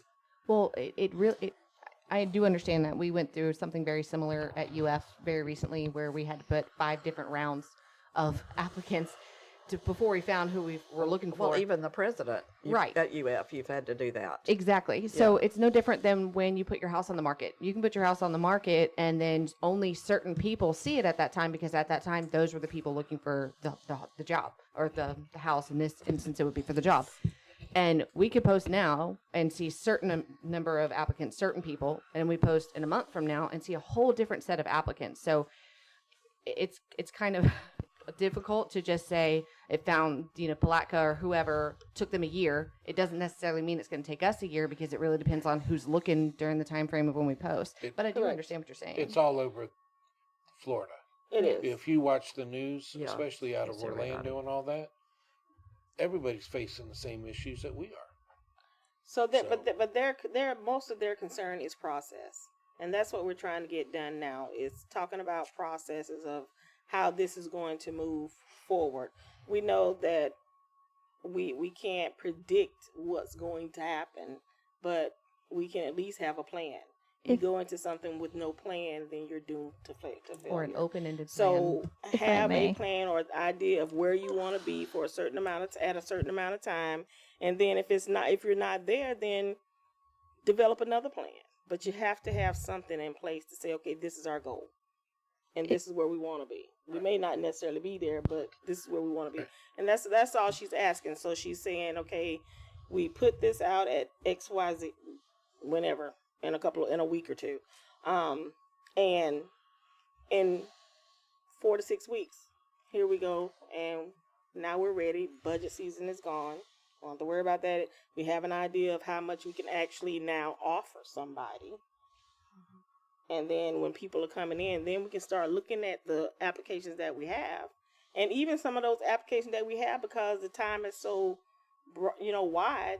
they may be gone or found another job yeah, somewhere else. absolutely. Oh, yeah. So we just have to kind of work what we have and do the best we can to get that qualified person. But we have to have I a plan. realize that, and I've been saying. I know, but you just said, listen, we already can we just say we're gonna hire him? No, she's talking about this.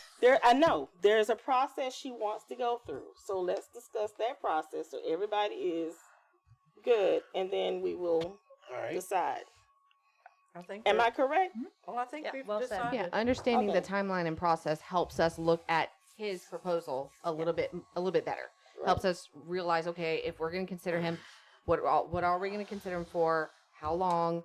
You know, when? What we'll post? And it's better than just kind of blindly going in and saying, yes, this gives us our quick answer, and then we're going to have to circle back around.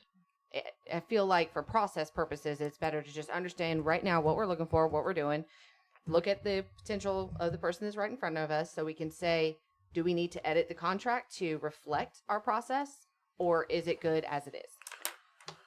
I say we say November the 3rd, which is our first meeting in November, and hope to have something.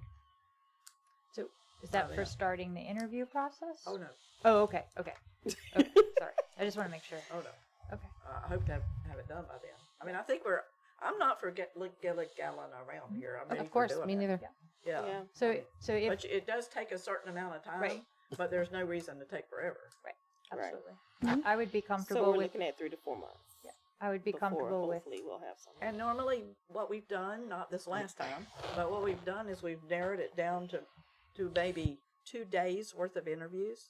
And we'd like to have done 2 or 3 on one day and 2 or 3 on another day. And then we narrow that group to 1 or 2. Mhm. Or there may be one that just hits you in the head and you want them. Right. And you just make them an offer right away. You don't have to go round 2. So do we have a process? Yeah. Is I'm everybody comfortable with okay that. with the process that we have going moving forward? November 2nd. Question still? Be Okay. through with interviews. Was there another? Did he have something to say? No, I'm just recapping. You said post it for 45 days, then have 2 to 3 weeks to review applications. So 45 days will put what? Put it at what? The post. After we post it to get Right. to receive the interviews. I mean, Would to take us receive to the September application. What 1st. date? So 45 What days. date of the September. posting? September. What'd you say? Oh, I said So November 2nd. so 45 if their next We're talking meeting about is posting. July. Oh, or as soon as the the next meeting. Well, no, if if Kiersten brings us the job That's description, not what we're talking about. the next meeting, It's not relaxed. Just and listen. then Just listen.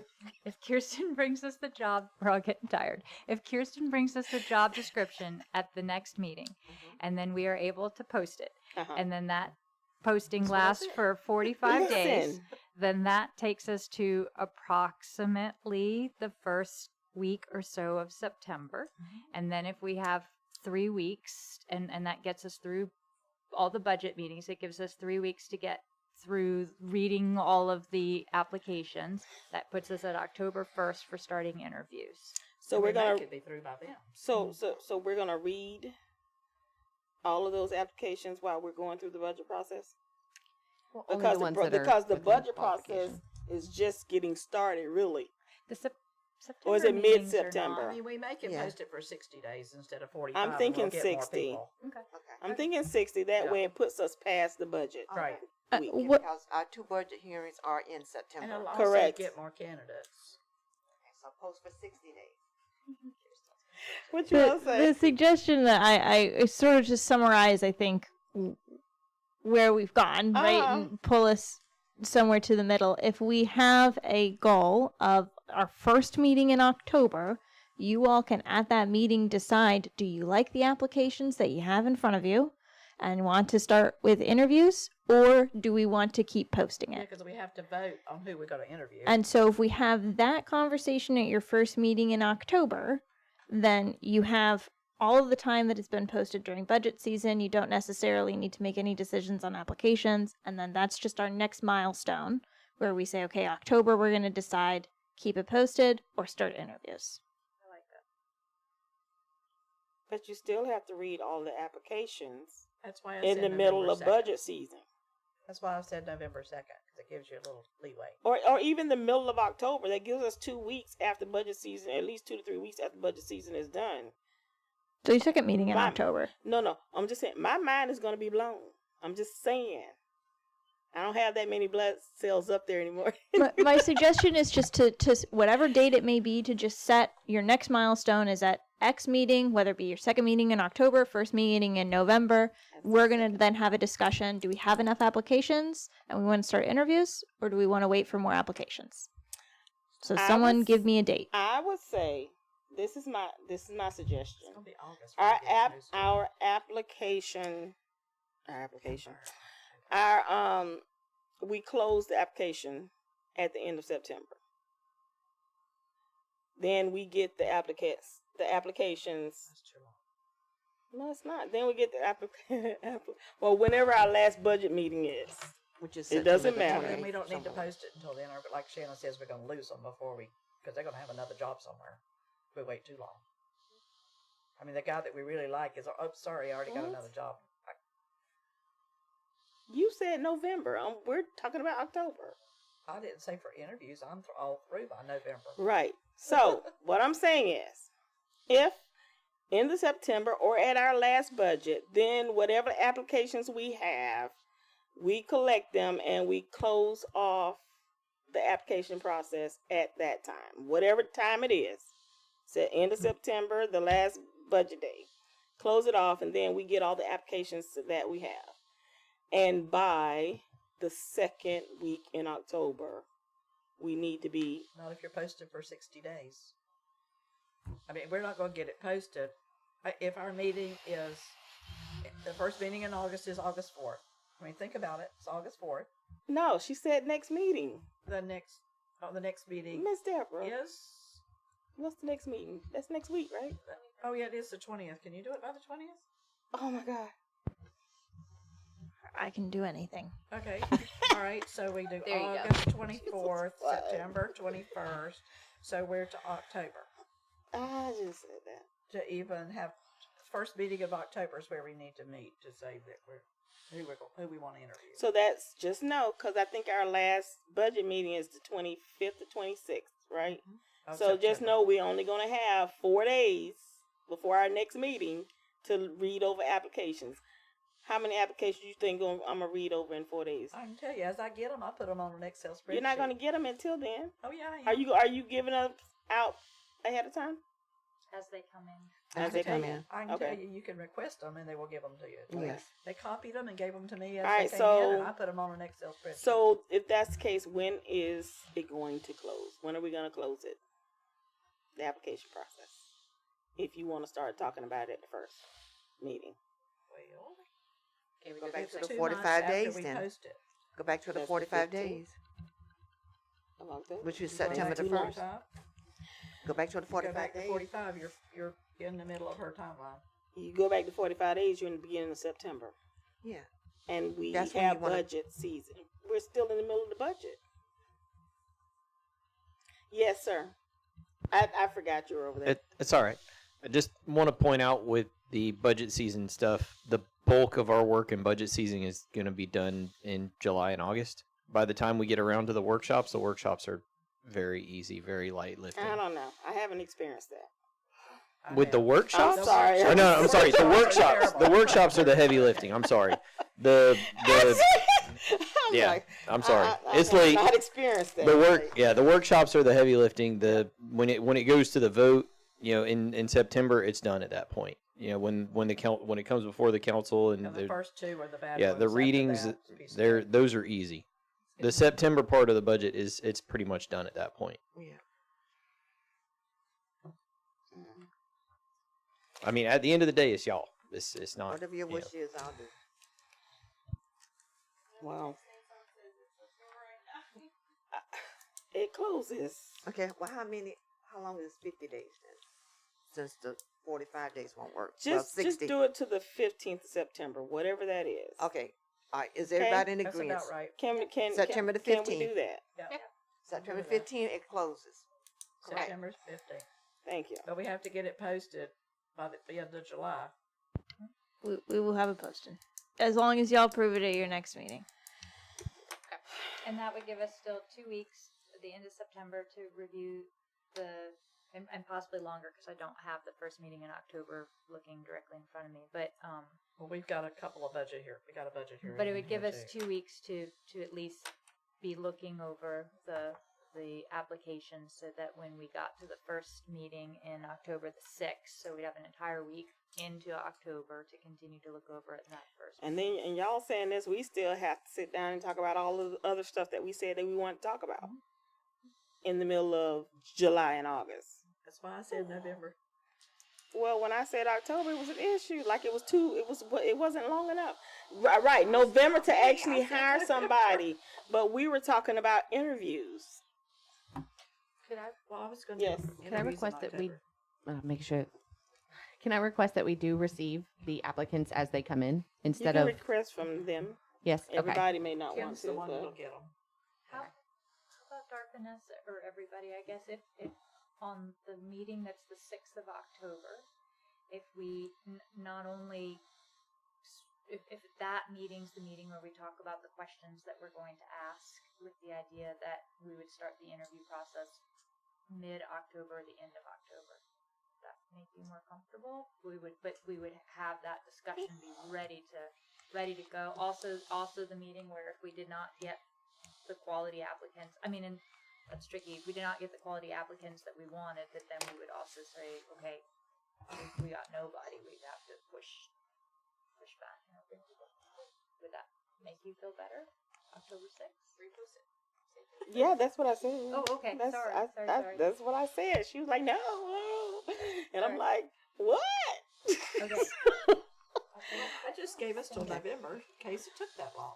I didn't say you had to wait till November. My understanding was that the budgeting and everything didn't take place until November. That's why my original Oh, no, timeline no, felt no, so no. far out. But yes, this is way better. So October the 6th, we will be reviewing applications? Or we'll have not on reviewed them that day, 'cause already? That's On the. what day now? October the 6th. What did y'all say about October Isn't the 6th? that our actual meeting? Yes, that's our actual meeting. So we're just gonna talk. It's the 13th. It's actually the 6th. So if 6th. at that meeting, if at the 6th we made a determination of whether we thought that the applicant pool was good enough that we would like to proceed to interviews, and that we also had, and I don't think we had to do a lot of collaborative work before, but that was the meeting at which there was a meeting we ranked them, and we also brought our questions. Remember, we had our questions that we were to ask. Okay. If by October 6th we did that, then that would set us up to be having interviews at some point towards the end of October. Yeah, we turned our questions in and they put them together and gave them back to us. It's not actual interviews on the 6th. Okay. Okay. Just before. Or and not actual. We're gonna give it to them. Okay. Yeah, because I'm like, we're not gonna have a meeting and have a discussion at the same time. Okay. All we need to do is choose the ones we want to interview at that meeting. And So hopefully rank we them. get some Because your little top 5 better are not questions, because I thought that our questions were That's what I thought we were gonna do. Have additional meetings and Talked about having a have workshop. conversations. Yeah. We could do it as a special meeting, correct? Just like a quick special, like here's a list of workshop. questions Yeah. or workshop. I'm new to do this, that? so Call it a workshop. okay, workshop, awesome. Yep. I have a whole list. A workshop in the middle of all those other workshops. That's very true. Or if you guys feel more comfortable, we could submit the questions that we come up with to our interim city or whoever, and then they can. That's what we did before, and then they brought us all of them, and we chose which ones. Yeah. And I can tell you the other thing that we did, They really didn't. and this is a process too. We had like a page for each council member, and like the president did a hello, welcome to Williston, this kind of thing. And then you asked maybe 3 questions that were on one page. This person asked 3 questions on that page. This person. But that we're not person, going to have that person. many questions this time because on our very last one or two of them, we did not get through all of the questions. We need to have a finite amount of questions. That just means so they that- talk too much. No, that just meant we had too many questions Could be either or. because we had almost 20 questions, and that's Ooh, that's and a there lot. needs to absolutely be We ridiculous. need about 12. there Yeah. need there needs to be and thing at the It's end gonna be that if you what you like a wrote down, candidate, you want to Kiersten. find out more, We're not changing it. we need to have that time frame. But we do need to do some other stuff and that we're trying to talk about here. We make another date. Yes, we can now go back to the agreement. Is everybody in agreement to go back to the agreement for the Agreement purposes. I'm tired. It's after 11. Yes, I'm it not gonna is. get any sleep tonight. I know. A lot of us. Christ. And poor Gerald. Oh, you got 3 more hours before me. 3 or No, 4. no, I'll Gerald make has, a motion that we enter into an agreement with Terry Brevard as interim city manager. For up to 1 year.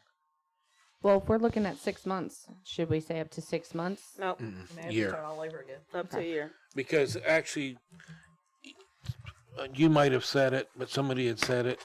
We would be able to use, we'll be able to use, Terry to help train this new person in everything. And I'm perfectly fine with that. And I second this motion, by the way.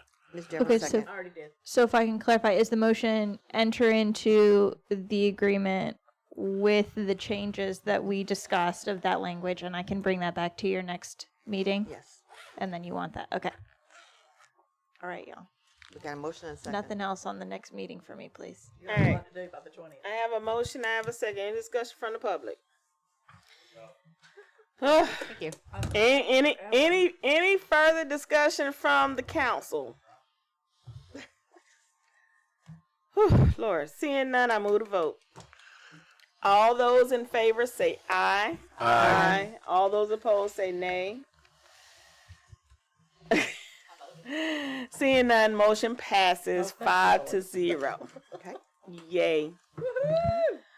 All right. So item number 4, public participation. This is the last opportunity for you to speak on anything that was on the agenda, not on the agenda. If you're You have still 5 minutes to speak. Please state your Anybody out name. there still awake? Seeing none. Announcement. Do I have any announcements from the council? Do I have any announcements from the city? The public. All right. All right. So seeing none, item number 6 adjournment. We have a motion. Wait. I just wanted to say thank you. I really appreciate. I know this is a lot of time. I know this is a lot of back and forth, but as a council member / resident / We expect concerned, it. thank you. Thank Yeah. you. You're welcome. You're welcome. I hate to tell you, but it's the way we've always done it. Yeah. We just had to get there. Yeah. Just have to talk about it, even though you be ready. Can't talk about it till you Ready get to here. go. Do we have a motion to adjourn? Just gotta discuss it. All right. Okay, I have a motion. Did I get a second for adjournment? Who made the was my motion? sec- Debra made the motion. Who was the second? I'll second. Got a motion and a second. All those in favor say aye. Aye. All those opposed say nay. Motion passes 5-0. We are adjourned at 11:14 p.m. Can we wait one more minute?